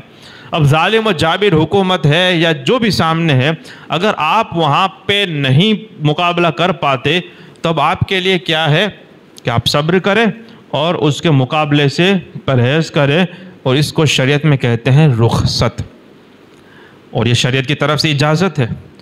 دوسری یہ ہے کہ اگر آپ میں بہت زیادہ ہمت ہے، بہت بلند بالا آپ کے سوچ وچار اور ہمت اور بہت زیادہ جذبہ ہے، اور آپ نے کہا کہ جو ہونا ہے ہو جائے گا، میں تو مقابلہ کر کے ہی رہوں گا کیونکہ شریعت کا حکم یہی ہے، تو اس کو کہتے ہیں عزیمت، اور یہ بلند مرتبہ والوں اور بلند رتبہ والوں کا کام ہوتا ہے۔ لہذا جو رخصت پر عمل کرے وہ گنہگار نہیں ہے، کیونکہ یہ رخصت اس کو اللہ تعالیٰ اور شریعت کی طرف سے ہی دی گئی، اور جو عزیمت پر عمل کرے وہ اس کی جلالت شان کی بنیاد پر ہوتی ہے۔ ابھی ہمارے زمانے میں دیکھ لو نا، دور جانے کا ضرورت ہے، کتنا کچھ غلط ہو رہا ہے کہ نہیں ہو رہا ہے، ملکی لیول پر، ملی لیول پر، اکنامکس کے لیول پر، فائنانس لیول پر، اور جو کچھ ہو رہا ہے کوئی بول سکتا ہے؟ بڑے بڑے بولنے والے کی بولتی بند ہو گئی ہے، پتہ ہے کیا ہوگا. تو اب اس میں آدمی کو پتہ ہے کہ جو ہو رہا ہے غلط ہو رہا ہے, جو ہے وہ جھوٹ ہے, کئی مرتبہ شریعت کے خلاف ہوتا ہے, لیکن پتہ ہے کہ میں بولوں گا تو وہ نافذ تو نہیں کر پاؤں گا, الٹا جو ہو رہا ہے وہ بھی ختم ہو جائے گا. اب اس میں کوئی چپ ہو جاتا ہے تو یہ گنہگار نہیں ہے, یہ رخصت دی گئی ہے. آپ نہیں دیکھتے یہ کئی سارے ہمارے علماء کرام, بڑے بڑے علماء کرام اکابرین, انہوں نے رخصت پر عمل کیا ہوا ہے, اور اس میں وہ بالکل بے قصور اور بے گناہ ہے. ہم اس پر الزام نہیں لگا سکتے کہ انہوں نے کچھ کیا نہیں. انہوں نے وہی کیا ہے جس کی شریعت نے ان کو اجازت دی ہوئی ہے. اور دوسرے وہ ہمارے علماء کرام ہیں, بابا خادم حسین رضوی کو دیکھ لیں, امیر المجاہدین. جب یہ پورے حکومت کو گھٹنوں پہ لا کے رکھ دیے ایک اکیلے آدمی نے, تو وہی ملک میں بڑے بڑے علماء کرام, بڑے بڑے مشائخ اعظام نے وہ کام نہیں کیا, کیونکہ جو امیر خادم حسین رضوی کر سکتا ہے ہر کوئی نہیں کر سکتا.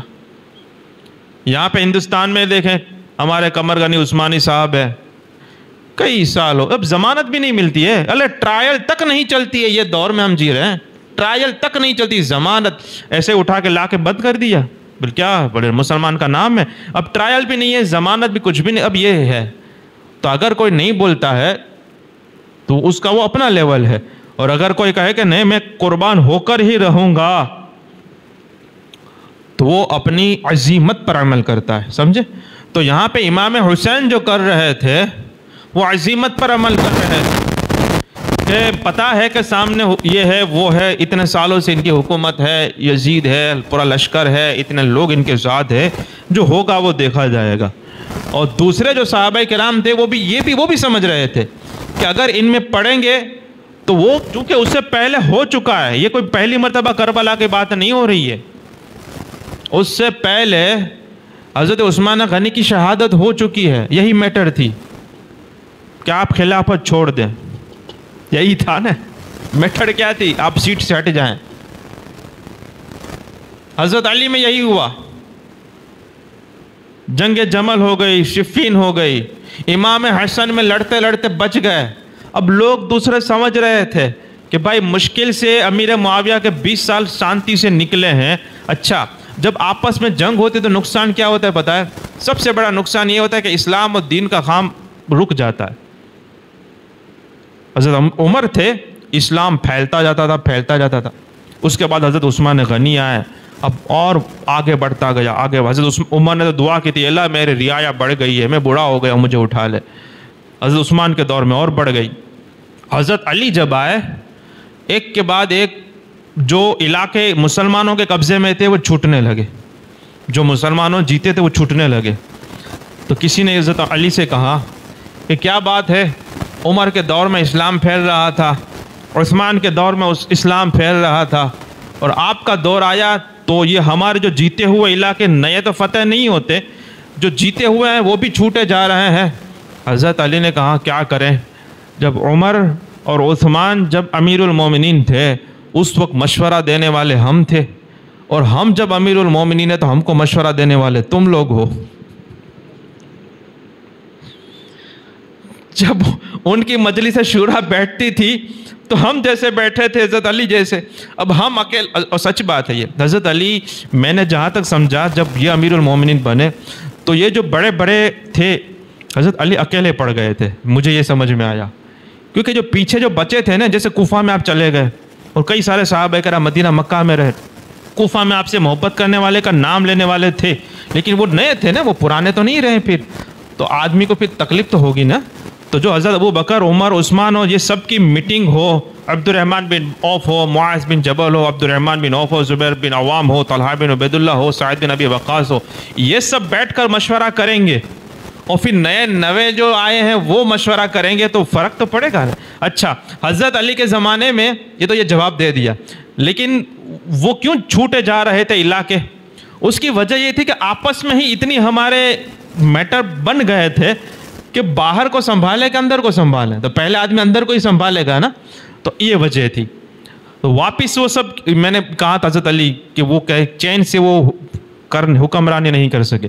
حضور کو بھی انہوں نے شکایت, یا رسول اللہ آپ کی امت نے مجھے چین سے بیٹھنے نہیں دیا, بہت تکلیف پہنچائی. تو ان کے 4 سال یہی سب یوں سمجھے کہ ڈیمیج کنٹرول میں نکل گئے, کہ ڈیمیج کنٹرول کرتے کرتے تو یہ ان کی آزمائش تھی اور ان کی بلند ہمتی تھی. اور اللہ نے جن کے بارے میں جو فیصلہ فرمایا وہ کیا اس نے اللہ نے.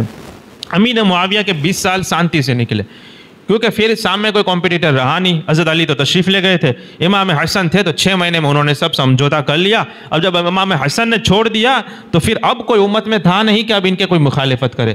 اب حضرت امیر معاویہ نے جو 19 سال 20 سال نکالے ہیں, اب اندر کا مسئلہ تو ختم ہو گیا, اب کیا کریں گے؟ اب پھر سے جہاد کے لیے لوگوں کو بھیجنے لگے. تو دوسرے جو ملک جو تھے, علاقے تھے, شہر تھے, وہ دھیرے دھیرے ہمارے ڈیولپ ہونے لگے. تو یہ سب معاملات میں ایسا ہوتا ہے. اب جب یہ معاملہ ہوا تو ان میں یہ 2 گروپ اس لیے پڑ گئے کہ کئی سارے صحابہ کرام جانتے تھے کہ ہم کو سپورٹ کوئی کر سکتا ہے, یہ کوفہ والے کرتے ہیں, لیکن جب بھی مشکل وقت آتا ہے چھوڑ کے چلے جاتے ہیں, تو ان پر تو بھروسہ کر نہیں سکتے. اور وہ 20 سال ایک حکومت میں لوگ گئے تو مینٹالٹی سیٹ ہو گئی تھی ان کی حضرت امیر معاویہ کے ساتھ. اور پھر یزید آیا تو اب اس کے ساتھ, تو بولے اب یہ سب میں پڑھنے سے بہتر ہے کہ تھوڑا ویٹ اینڈ واچ کیا جائے. اور کسی نے کہا کہ اب ان کو ہمیں پڑھنا ہی نہیں ہے, آپس میں ہی سب خون بہتا ہے, چھوڑ دیا جائے. اب امام حسین نے عزیمت پر عمل کیا, لہذا نہ امام حسین پر تانا دے سکتے ہیں. اچھا آپ کو یہ بھی بتا دوں, یہ ہماری بات ہے اہل سنت و جماعت کی. یہ سنیوں کا عقیدہ ہے کہ ہم ایسی بات کرتے ہیں رخصت اور عزیمت والی, ورنہ اس سلسلے میں دوسرے 2 گروہ ہیں. ایک گروہ رافضیوں کا ہے, وہ کہتے ہیں کہ جتنے صحابہ کرام اس زمانے میں تھے امام حسین کے ساتھ نہیں تھے, کافر تھے, منافق تھے, فلان تھے, معاذ اللہ, وہ گندا گندا بولتے ہیں. دوسری طرف خارجیوں کا گروہ ہے, اس کی جھلک اہل خبیث میں اور وہابیوں میں دیکھنے کو ملتی ہے. وہ کہتے ہیں کہ جو صحابہ نے کیا وہ ٹھیک کیا, اور امام حسین نے جو کیا وہ بغاوت کی, اور ان کو نکلنے کی ضرورت نہیں تھی. تو ایک طرف امام حسین کو ٹارگٹ کیا جا رہا ہے, ایک طرف دوسروں کو ٹارگٹ کیا جا رہا ہے. ہم کہتے ہیں کہ جنہوں نے جو کیا وہ ٹھیک کیا, ہم اپنے نفس پر ٹارگٹ کریں کہ یہ کیا کیا کھیل کرتا ہے اور ہمیں کتنا کمینہ بنائے بیٹھا ہوا ہے. تھوڑا ادھر دھیان دیا جائے, دل کی صفائی پہ دھیان دیا جائے. تلک امۃ قد خلت, وہ جو کیا وہ صحیح کیا, کیونکہ اتنا تو پتہ ہے کہ جو بھی کیا ہو, ہم جتنے کمینے اور گھٹیا انسان ہیں ان کا نام لینا ہی ہمارے لیے یوں سمجھے کہ بہت بڑے نصیب کی بات ہے. ہم ان کا نام لیتے ہیں, اللہ کا شکر ہے. بہرحال امام حسین جب کوفہ میں راستے میں پہنچ رہے تھے, راستے میں ان کو خبر ہو گئی کہ مسلم بن عقیل کی شہادت ہو گئی. اب امام حسین کے ساتھ تھے, اس میں اختلاف ہو گیا.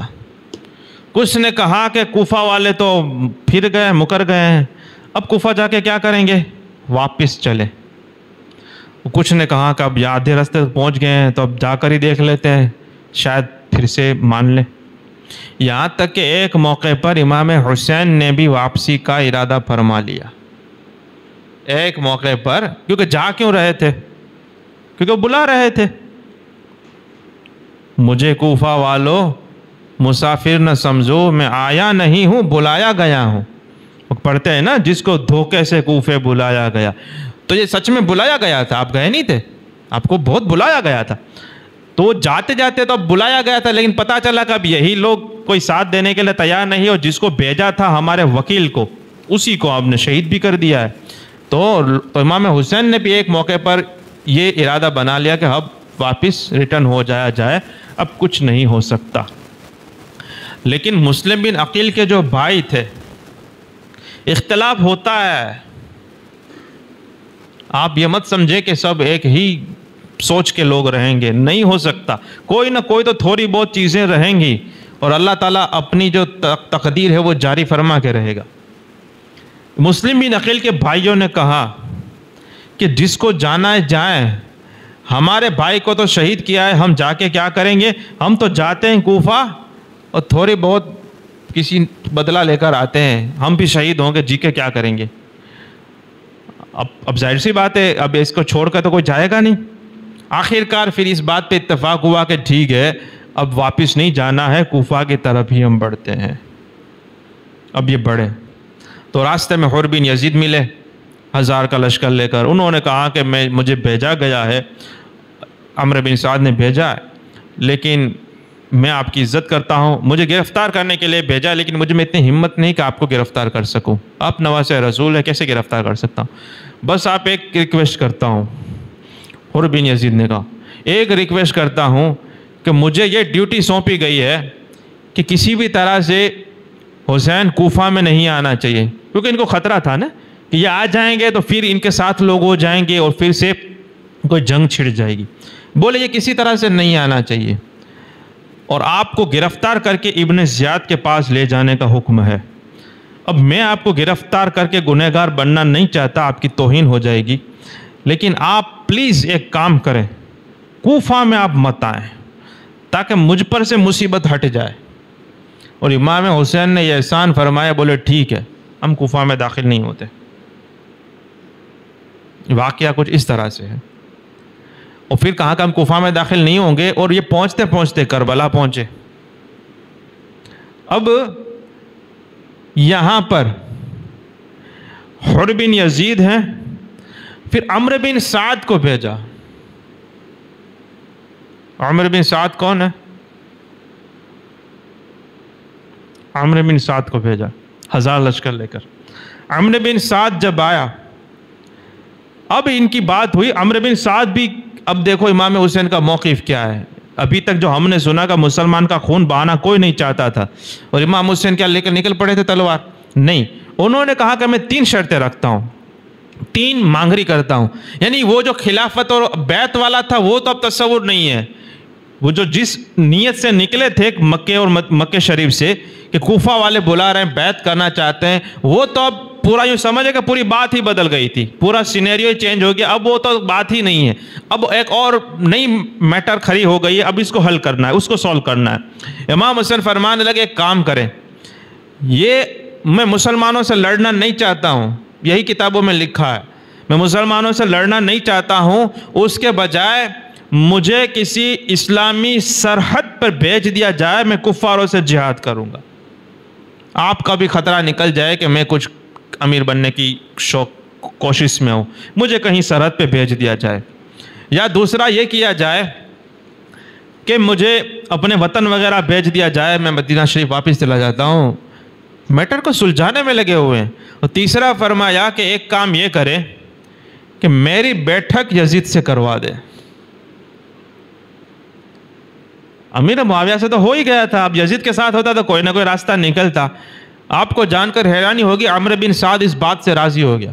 بولے یہ بہت اچھا سولوشن ہے، یہ دونوں مل جائیں گے، بات کر لیں گے تو یہ بہت بڑا مسئلہ حل ہو جائے گا. اب جو کہ عمرو بن سعد کے اوپر گورنر کون تھا؟ ابن زیاد. ابن زیاد کے پاس بھیجا. ابن زیاد سے کہا کہ بھائی حسین سے ہماری اس طرح سے بات ہوئی ہے، اور ہم اس بات پر اتفاق کیے ہیں کہ امام حسین کو چھوٹ دی جائے کہ یہ کوفہ میں داخل نہ ہو، یہ خطرہ ہے، ان کو جانے دیا جائے، یہ ان کو جانے دی جائے دمشق، یہ ملک شام چلے جائیں، یزید و حسین دونوں سمجھ لیں. اب پھر جو کرنا ہے ہوگا، دیکھا جائے گا بعد میں. اپنے تو جان چھٹے، کیونکہ وہ جانتے تھے کہ حسین کون ہے. آج ہم اتنا حسین حسین کرتے ہیں تو کیا یہ لوگ اندھے تھے؟ ان کو پتہ نہیں تھا کہ یہ کس کے سامنے ہم ڈیل ہو رہی ہے؟ یہ سب پتہ رہتا تھا نا. تو وہ کوئی سامنے پڑھنا نہیں چاہتا تھا. اور سامنے امام حسین کی سوچ بھی دیکھیں، انہوں نے یہ نہیں کہا کہ میں شیر خدا کا بیٹھا ہوں، آ جاؤ کاٹ کے رکھ دوں گا، مار کے رکھ دوں گا جہنم میں. نہیں، کیونکہ وہ سمجھ رہے تھے کہ جب مسلمانوں کا خون بہے گا پھر اس میں. انہوں نے کہا اب یہ جو پوری میٹر جو خراب ہوئی، جتنی مجھے سمجھ میں، ابن زیاد سے پورا ٹاپک چینج ہو جاتا ہے. ابن زیاد نے کہا کہ اگر حسین یزید کے پاس پہنچ گئے تو امیر معاویہ جو تھے وہ حسن حسین کی بہت عزت کرتے تھے. اب یزید اور ان دونوں کے بیچ میں صلح ہو گئی تو اپنا پتہ کٹ جائے گا، پھر میرا کوئی بھاؤ نہیں پوچھے گا. اور ظاہر سی بات ہے امام حسین جاتے تو یزید ان کو تخت پہ باس میں ہی بٹھاتا اور بہت کچھ کرتا، بہت سیوا کرتا، خدمت خوب کرتا. ان کو حکومت چاہیے اور خدمت تمہاری ہو جائے گی، یہ سب ہوتا. اب اس کو کیا سوجی؟ ابن زیاد نے کہا کہ میں نے تجھے اس کو مارنے کے لیے بھیجا تھا کہ صلح کرنے کے لیے؟ حالانکہ وہاں مارنے کی کوئی بات تھی نہیں، میٹر کو ہینڈل کرنا تھا، اور مس ہینڈل ہو رہا ہے میٹر. ابن زیاد نے کہا کہ ایسا نہیں کرنے دوں گا میں. ان کو یزید کے پاس نہیں بھیجنا ہے۔ اچھا یزید نے اتنا ہی کہا ہوگا کہ بھائی اس کو سلجھائیں، اب اس نے سلجھانے میں لڑائی تک کی آپشنز کھول دیے۔ اب نے دیکھا نہیں ابھی ایران اسرائیل کا ہو رہا تھا، کتنا آہستہ آہستہ ایک دوسرے کے بڑھ رہے ہیں، یعنی دھڑاک کر سے کوئی سیدھا ایٹم بم نہیں پھینک دیتا ہے۔ رشیا یوکرین کتنے سالوں سے لڑ رہے ہیں، یعنی کہ رشیا کتنا بڑا ہے، یوکرین کتنا ہے، سیدھا دھڑام کر کے سیدھا بم نہیں پھینک دیتا ختم کر دو۔ یہ چیزیں ہوتی ہے، ڈپلومیسی ہوتی ہے، وہ دھیرے دھیرے آہستہ آہستہ وہ بڑھتے ہیں، اور کوشش رہتی ہے کہ کسی بھی طرح سے کچھ ہماری بات رہ جائے، وہ کہتا ہے ہماری رہ جائے، پھر بیچ والا راستہ نکلتا ہے، ایسا ہوتا ہے۔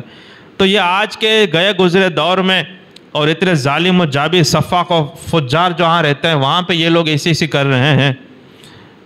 تو اس زمانے میں امام حسین نے کیا ایسے ہی لڑائی کے لیے نکل پڑے تھے؟ نہیں، ایسا نہیں تھا۔ لیکن ابن زیاد نے یہ کہا کہ اب اس کو میٹر کو ہینڈل اس لیے کرنا ہے کہ بولے جنگ ہونی چاہیے، یعنی اس نے بہت زیادہ سختی کی کہ ان کو میں ڈرا ہوں۔ اور جب اتنا لشکر جمع کرنے ہونا لگا اور جب 1000 کو لے کر بھیجا، بعد میں بڑھتے گئے، یہی سے کوفی جو کل بلا رہے تھے آج سامنے تلوار لے کر کھڑے ہیں۔ یہ ہوتا ہے پھر۔ بہرحال اس نے یہ سوچا کہ ان کو میں اتنا ڈراؤں گا تو یہ دب جائیں گے اور شاید یہ کہیں، لیکن امام حسین نے یہ کہا ہی نہیں کہ میں بیعت کے لیے راضی ہوں۔ وہ کہہ رہے تھے کہ اگر بیعت لینی بھی ہے یا کرنی ہے تو مجھے یزید کے ساتھ بات کرنے دے، مجھے اس کے ملاقات کرنے دے، پھر میں کچھ سوچوں گا اور طے کروں گا۔ اس طرح سے تو بیچ میں آ کر دبائے، اور ظاہر سی بات ہے امام حسین ہے، نبی کے نواسے ہیں اور حضرت علی کے بیٹے، اور بہت کچھ ان کی فضیلت ہے، شان ہے، صحابی ہے، بہت کچھ ہے۔ فرماتے ہیں روایتیں میں آتا ہے کہ رسول اللہ صلی اللہ علیہ وسلم، ہمارے بھی بچے ہیں تو بچوں کو ہنسانے کے لیے بڑے لوگ کیا کیا کرتے ہیں کہ کسی طرح سے وہ ہنسے، کھل کے ہنسے، ہے نا۔ اور روایتوں میں آتا ہے کہ رسول اللہ صلی اللہ علیہ وسلم یہ زبان مبارک نکالتے امام حسین کا سامنے ایسے ایسے کر کے، تو وہ لالی سرخی کو دیکھ کر امام حسین ہنسا کرتے تھے۔ رسول اللہ اس طرح سے ایسے ایسے، کیسا وہ رہا ہوگا منظر اپنے نواسے کو راضی کرنے کے لیے۔ اور یہ حدیثوں میں آتا ہے یہ سب، تو آپ سوچیں کہ وہ کیا شان ہے ان کی، اور لوگوں نے دیکھا ہوا ہے کہ یہ سب ہو رہا ہے۔ تو امام حسین کے سامنے ابن زیاد آ کر کہے گا کہ میں کہتا ہوں ایسا کرو، تو ویسے وہ امام حسین کی وہ لیول کا آدمی تھا ہی نہیں کہ ان سے وہ کہے وہ بات مان لے فوراً۔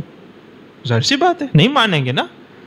یزید ہے تو ٹھیک ہے بھائی، امیر معاویہ 20 سال گورنر ہے، 20 سال امیر رہے، تو ان کا بیٹا ہے اور ایک معاملہ اور ایک ماحول کھڑا ہو گیا ہے، تو پھر الگ بات ہے اسے بیٹھک ہو۔ یہ کون ہوتا ہے بیچ میں آ کے کھڑا ہے؟ اور یہ زور زبردستی کر رہا ہے، تلوار دکھا کر شیر خدا کے بیٹوں کو ڈرایا جا سکتا ہے؟ آج ہمارے زمانے میں جو حق پر ہیں، عام آدمی ہو یا علماء ہو، جب وہ ڈٹ جاتے ہیں تو پھر موت کی پرواہ نہیں کرتے، بولے تجھ سے جو ہو سکتا ہے کر لے، حق ہے تو ہم بول کے رہیں گے، کر کے رہیں گے۔ یہ آج ہمارے زمانے میں تو وہ تو امام حسین ہے، اسے تم تھوڑا اس طرح سے دبا سکتے ہو۔ تو آپ نہیں دبے، آپ نے نہ بول دیا نہیں ایسے نہیں ہوگا، تم بولے تو تلوار دکھا کے ہمیں کیا کرنا چاہتا ہے، لشکر جمع کر لیا کر لے۔ اور ہم کہتے ہیں ہم لڑنا نہیں چاہتے، امام حسین یہ بات مسلسل کہہ رہے ہیں میں لڑنا نہیں چاہتا ہوں، میں نہیں چاہتا ہوں کہ آپس میں خون بہے، لیکن اس میں اب اس کے نصیب میں یہی لکھا ہوگا کہ اہل بیت کا خون بہایا جائے، تو پھر وہ اس نے کیا۔ آخر کار اس نے یزید کے پاس بھی نہیں بھیجنے دیا، واپس بھی نہیں، یعنی کوئی امام حسین کی بات نہیں مانی گئی۔ اور وہ یہاں تک کہ جب 7 محرم کا دن آیا تو اس نے یہ کہا کہ 500 سواروں کو فرات پہ بولے کھڑا کر دو، پانی نہیں جانا چاہیے، یعنی کسی بھی طرح سے ان کو پریشان کیا جائے، ان کو دبایا جائے۔ لیکن امام حسین تو امام حسین ہے، بولے بات جو ہے وہ ہے، تو اس طرح سے دبا کے کہے کہ یہ بیعت لے لے تو ایسے بیعت نہیں آئے گی، ہماری بیٹھک کروا، ہم بات کریں گے، اور یا کوئی اور راستہ تو دے، ورنہ تو نے جو راستہ اختیار کیا ہے وہ ناحق ہے، یہ ظلم کا راستہ ہے، یہ کسی طرح سے نہیں ہوتا ہے۔ بہرحال جب 10 محرم کی بات آئی، یعنی 9 محرم کو، اور پھر لگا کہ اب یہ کوئی راستہ نکل نہیں رہا ہے، سامنے تلواریں نکل لیں گی ہی اور یہ خون خرابہ ہونا ہی ہونا ہے، آخر کار حضرت امام حسین کی طرف سے تو بہت کوشش رہی کہ کسی بھی طرح سے تلواریں نہ چلیں، کسی بھی طرح سے یہ نہ ہو. اور دوسری بات یہ ہے کہ امام حسین کی ہمت کو سلام اور ان کے صبر کو سلام کہ سامنے اگر ہزاروں کا لشکر ہے، روایتوں میں 22,000 تک آیا ہوا ہے، یعنی بہت بھاری لشکر ہوا، اور یہاں پر یوں سمجھے کہ 80-90 لوگ ہیں صرف. اب ظاہر سی بات ہے کہ مقابلہ بن ہی نہیں رہا ہے نا، مقابلہ بن ہی نہیں رہا ہے. کوئی ڈھیلا پوچا آدمی ہوتا تو کب کا مافا مافی کر کے نکل جاتا. امام حسین کون سا مقابلہ کرنے گئے ہیں؟ بس یہی ہے کہ حق ہے وہ حق ہے، تو مجھے دبا نہیں سکتا ہے. اگر ڈیل ہو سکتی ہے، بیٹھک ہو سکتی ہے، سولوشن ہو سکتی ہے، لیکن جو ہمارا لیول کا آدمی ہے اس سے تو ہم کر سکتے ہیں، یا ہم جس کو امت بٹھائے یا بیعت کر چکے اس سے تو ہم کر سکتے ہیں. ورنہ ایرا گھیرا کوئی بھی آ کے کھڑا رہ جائے گا اور ہمیں تلوار دکھا کے ڈرائے گا نبی کے گھرانے والوں کو، یہ نہیں ہو سکتا. امام حسین نے وہ نہیں کرنے دیا، اور آخر کار یہ جنگ ہوئی. اور جب جنگ کی بات آئی 10 محرم کو امام حسین نے اپنے گھر والوں سے کہا کہ امام حسین نے خود نے بھی غسل فرمایا اور عطر لگوایا، اور ایک خیمہ تھا غسل کرنے کے لیے.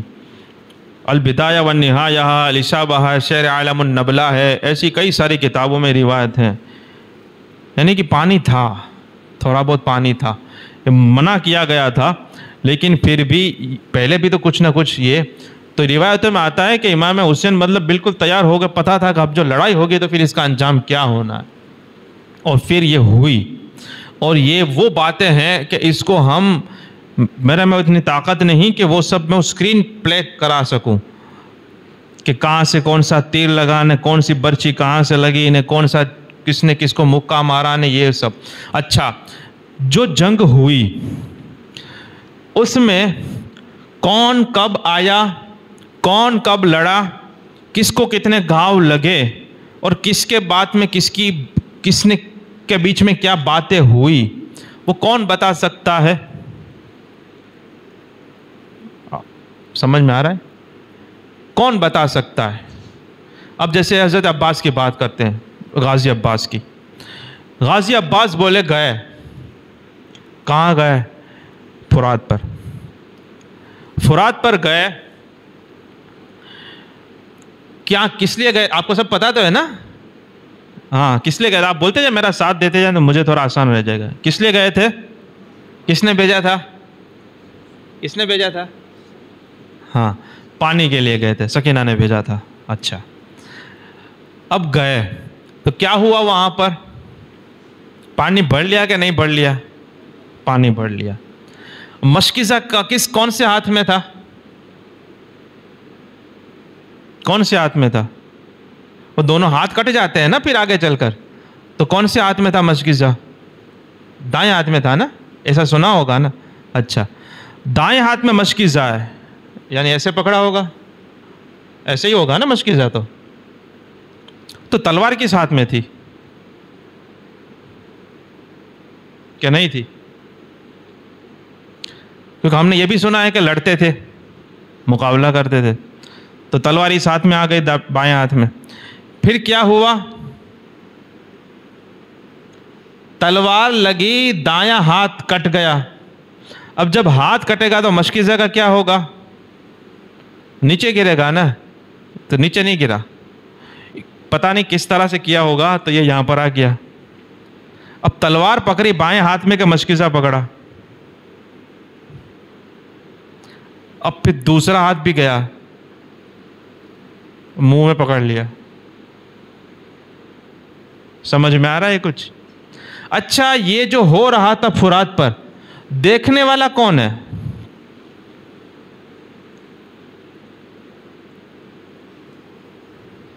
کس نے یہ سب دیکھا؟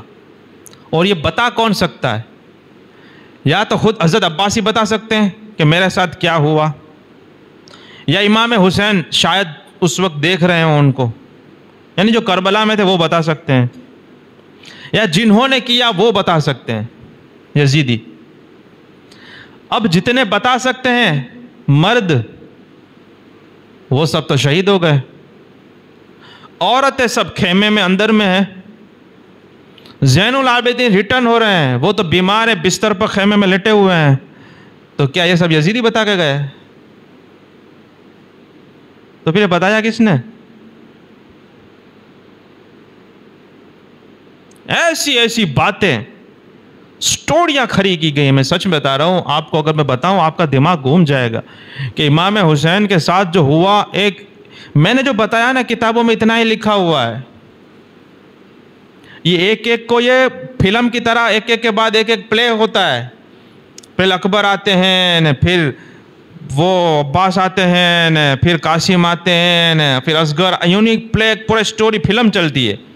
فلم میں نہیں ہوتا ہے ایک ایک کے بعد ایک ہیرو سب سے آخر میں ہوتا ہے. حسین کہتے ہیں میرے کو جانے دو، بولے نہیں نہیں، یعنی ہیرو کو تو آخر میں مروائیں گے. فلم میں ہوتا ہے، فلم چل رہی ہے، معاذ اللہ رب العالمین. یہ فلمیں دیکھ دیکھ کر لوگوں کے دماغ میں یہ سب گھس گئے. یہاں پہ یہ اسکرین پلے کرنے کا ٹائم ہے یہ. اچھا، وہ حضرت علی اکبر کے بارے میں نے سنا کوئی بول رہے تھے. اب چونکہ دھندے والے کو بلائیں گے تو دھندا تو کرے گا نا. آپ نے بلایا ایک کلاکار کو ہے، بولے یہ آیا، حضرت علی اکبر آئے، یزیدیوں کے ہاتھ سے تلوار چھوٹ گئی. بولے ہم حسین والوں سے تو لڑ سکتے ہیں، رسول اللہ سے مقابلہ نہیں کر سکتے.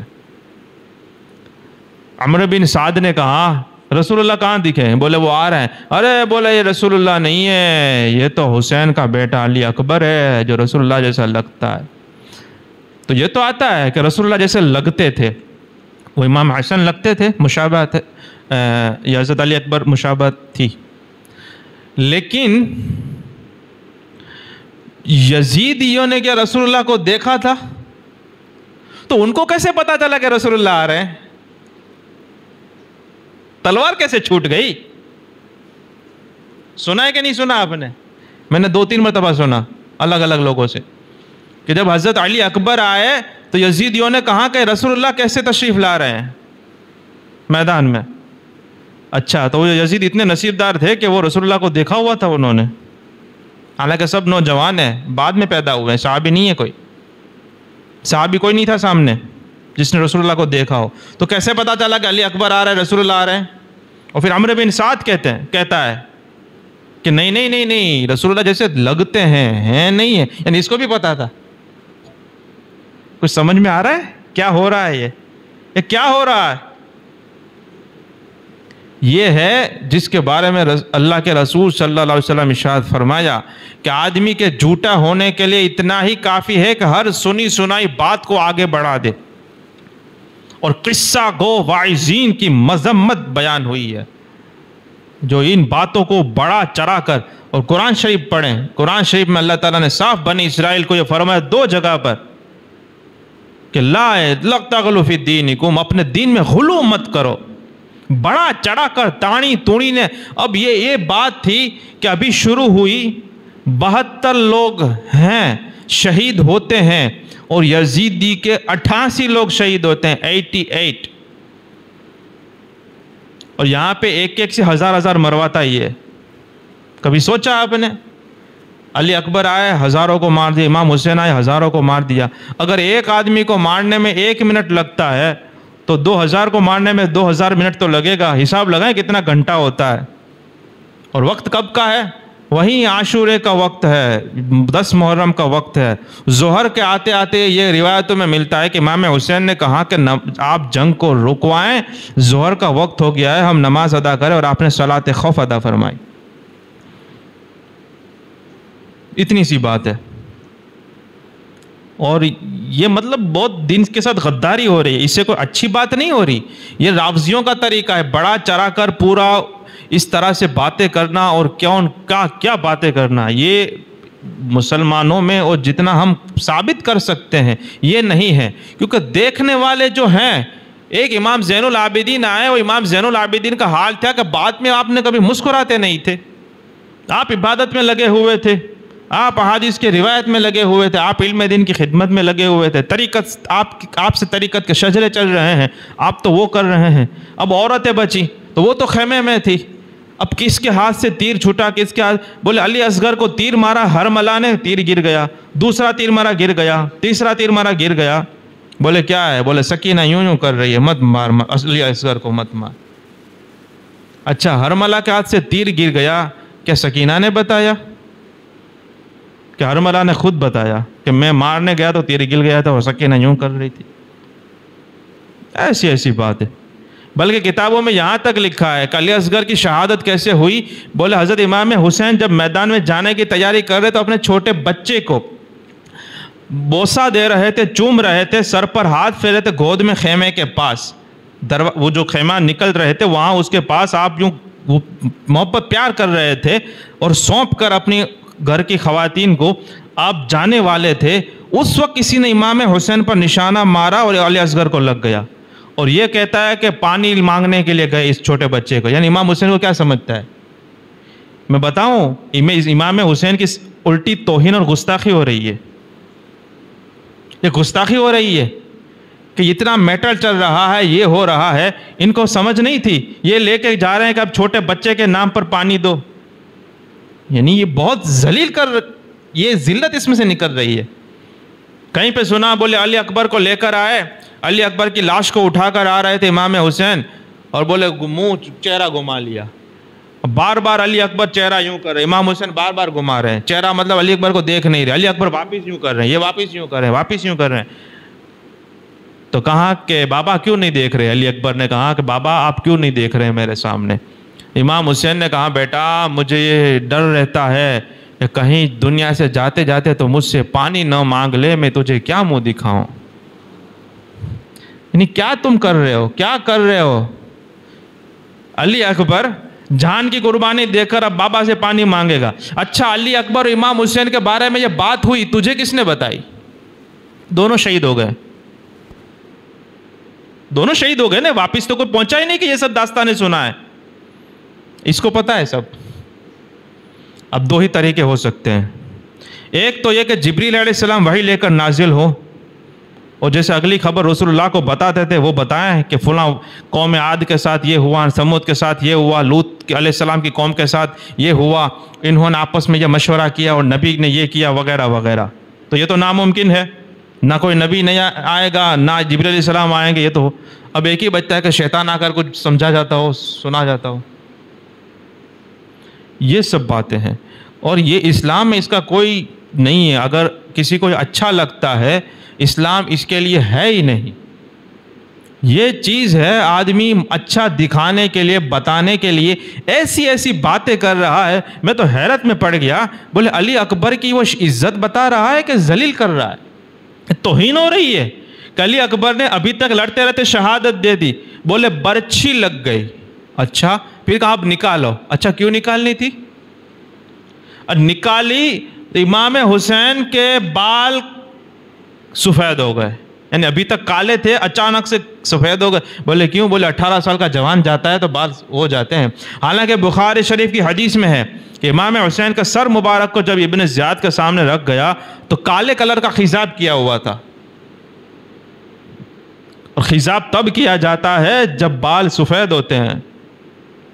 امام حسین خضاب کر کے تشریف لائے تھے۔ اعلیٰ حضرت سے سوال ہوا کہ یہ کالا خضاب منع ہے تو امام حسین نے کیوں کیا تھا؟ بولے مجاہدین کی اجازت ہے، اور امام حسین گئے بھی اسی لیے تھے، تو جب جنگ میں گئے تو بوڑھا نہ دکھے، سفید داڑھی نہ دکھے، اس لیے کالا خضاب کر کے گئے ہوئے تھے۔ یہ کہتا ہے کہ ایک بھی پوری داڑھی کالی تھی، علی اکبر شہید ہوئے تو امام حسین کو اتنا غم ہوا، بولے بیٹا جس کا جوان بیٹا شہید ہوتا ہے تو باپ بوڑھا ہو جاتا ہے، داڑھی سفید ہو گئی۔ امام حسین کی شان بڑھا رہا ہے کہ گھٹا رہا ہے؟ یعنی امام حسین اتنے کمزور کہ بیٹے کی شہادت دیکھ کر سفید ہو گئے۔ یعنی کچھ شرم کرو، کچھ حیا کرو، یا کچھ تو عقل سے کام لو۔ کیا ہو رہا ہے؟ وہ جتنا کچھ لکھا گیا، بیان کیا گیا، آدمی سوچے تو صحیح کہ یہ کیا ہے، کیسی باتیں کہاں سے اٹھا کر لاتے، کہاں سے۔ اب یہ فرات پہ معاملہ ہوا یزید اور عباس کے بیچ میں، اب اس کو سب پتا ہے کون سا تیر کہاں سے آیا، پیچھے سے کون آیا، آگے سے کون۔ اچھا یہ سب رافضیوں کے طریقے ہیں، یہ کبھی ان کا ذاکر کو دیکھیں نا، وہ ایسی باتیں لائیں گے۔ وہ کہتا ہے کہ جو حضرت ابراہیم علیہ السلام کو آگ میں ڈالا گیا نا، اللہ نے فرمایا یا نارو کونی بردم و سلامن علی ابراہیم، تو وہاں پہ چھوٹا بچہ کھڑا تھا۔ بولے یہ بچہ کون ہے؟ بولے یہی تو علی ہے جس کی وجہ سے اللہ نے میرے آگ کو باغ بنا دیا۔ تو یہ رافضیوں کا طریقہ ہوتا ہے، کہاں سے دھڑ مت سر پاؤں بغیر کی باتیں کہاں سے لا کر کہاں فٹ کرنا، کیا کیا بولنا. سنیوں کو اس سے کیا لینا دینا ہے؟ ہمیں جو ہے وہ بیان کرو نا. اللہ تعالیٰ مجھے اور آپ کو سمجھ عطا فرمائے. تو بہرحال یہ سب چلتا رہا اور امام حسین کی شہادت ہوتی ہے. امام زین العابدین خیمے میں تھے، بیمار تھے، اور دوسری طرف یہ عورتیں خواتین تھیں، اور پھر وہ سب داستانیں ہوتی ہیں. سر مبارک مطلب ہر طرف سے حملہ ہوتا ہے، اور یہ سب ایک کے بعد ایک شہید پھر ہونا ہی ہے. پھر کتنا آدمی، ایک آدمی کتنا مقابلہ کرے گا؟ ایک تو ہے کرامت کے باب سے کہ ایک آدمی ہزاروں کا مقابلہ کر لے، تو دوسری طرف ہم کہتے ہیں کہ کرامت کا باب ہے ہی نہیں، یہ استقامت کا تھا. اب استقامت تھا تو شہید ہونا ہی تھا پھر. اچھا، ایک روایت یہ بھی ملتی ہے کہ ابن زیاد کے سر مبارک کو لے کر امام حسین کا سر مبارک کو لے کر ابن زیاد کے پاس بھیجا. ابن زیاد نے پھر ان سب کو یزید کے پاس بھیجا. جب یزید کے سامنے آیا تو یزید کے سامنے جب پہنچا، وہاں سے واپس مدینہ شریف میں یہ آتا ہے، اور حضرت فاطمہ زہرا کے پاس میں حضرت امام حسین کے سر مبارک کو دفن کیا جاتا ہے. اور جب یہ کربلا سے چلے ہیں تو جو شہید ہوئے ہیں ان کے دفن کرنے والا بھی کوئی نہیں ہے.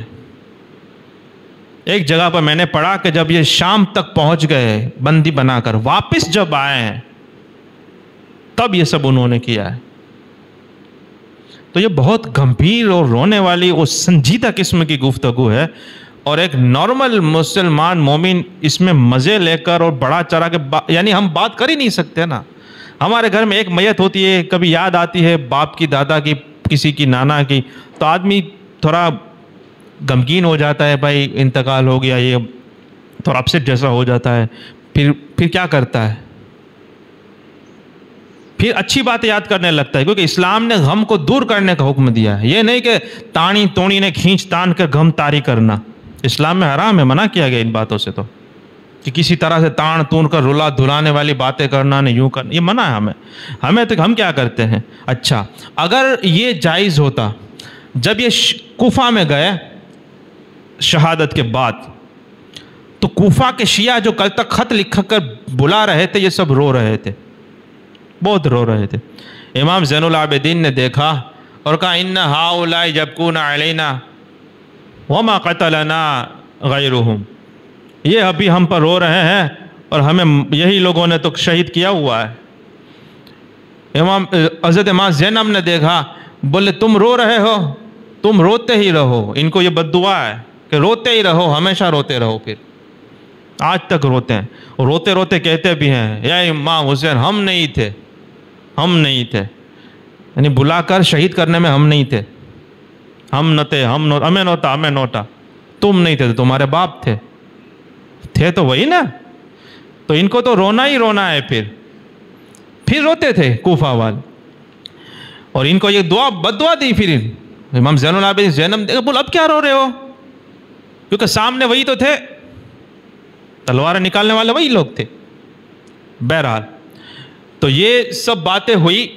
اب غم کا جہاں تک تعلق ہے تو شہید کے بارے میں آتا ہے کہ یہ اللہ تعالیٰ فرماتا ہے لا تقولوا من يقتل في سبيل الله اموات. اللہ فرماتا ہے جو لوگ اللہ کی راہ میں مارے جائیں، شہید ہوں، ان کو مردہ نہ کہو، بل احیاء، وہ زندہ ہیں، تم کو اس کی سمجھ نہیں ہے، وہ زندہ ہیں، اس کو مردہ نہ کہو. یہ تو اللہ تعالیٰ فرما رہا ہے. بہرحال یہ ساری چیزیں ہوئی، اور امام حسین کی شہادت بھی ہوتی ہے، اور سب چیزیں ہوتی رہتی ہیں. اور غم کا جہاں تک تعلق ہے تو سب سے زیادہ غم تو رسول اللہ صلی اللہ علیہ وسلم کی وصال سے ہوا مسلمانوں کو. اور دیکھنے والی بات یہ ہے کہ ایک ہی مہینے میں آپ کی پیدائش ہے، اور ایک ہی مہینے میں، اسی مہینے میں، بلکہ لکھنے والے لکھا ہے کہ 12 ربیع الاول کو ہی حضور دنیا سے تشریف لے گئے. اور حضرت علی جب غسل دیتے ہوئے فرما رہے تھے یا رسول اللہ، غیب کی خبریں، وحی کا سلسلہ ہم کو بند ہو گیا، ہمیں اتنا دکھ ہے، لیکن آپ نے منع نہ کیا ہوتا رونے دھونے سے اور بیتابی سے تو ہم پورا ہنگامہ مچا دیتے. حضرت علی رسول اللہ تشریف لے گئے، علماء نے فرمایا رسول اللہ کی پیدائش کی تاریخ وہی آ رہی ہے، وصال کا دن وہی آ رہا ہے، یا کم سے کم مہینہ تو وہی آ رہا ہے۔ علماء ہم کیا کرتے ہیں، وصال اور حضور کی دنیا سے تشریف لے جانے کی بات نہیں کرتے، بلکہ حضور کی پیدائش کی خوشی مناتے ہیں۔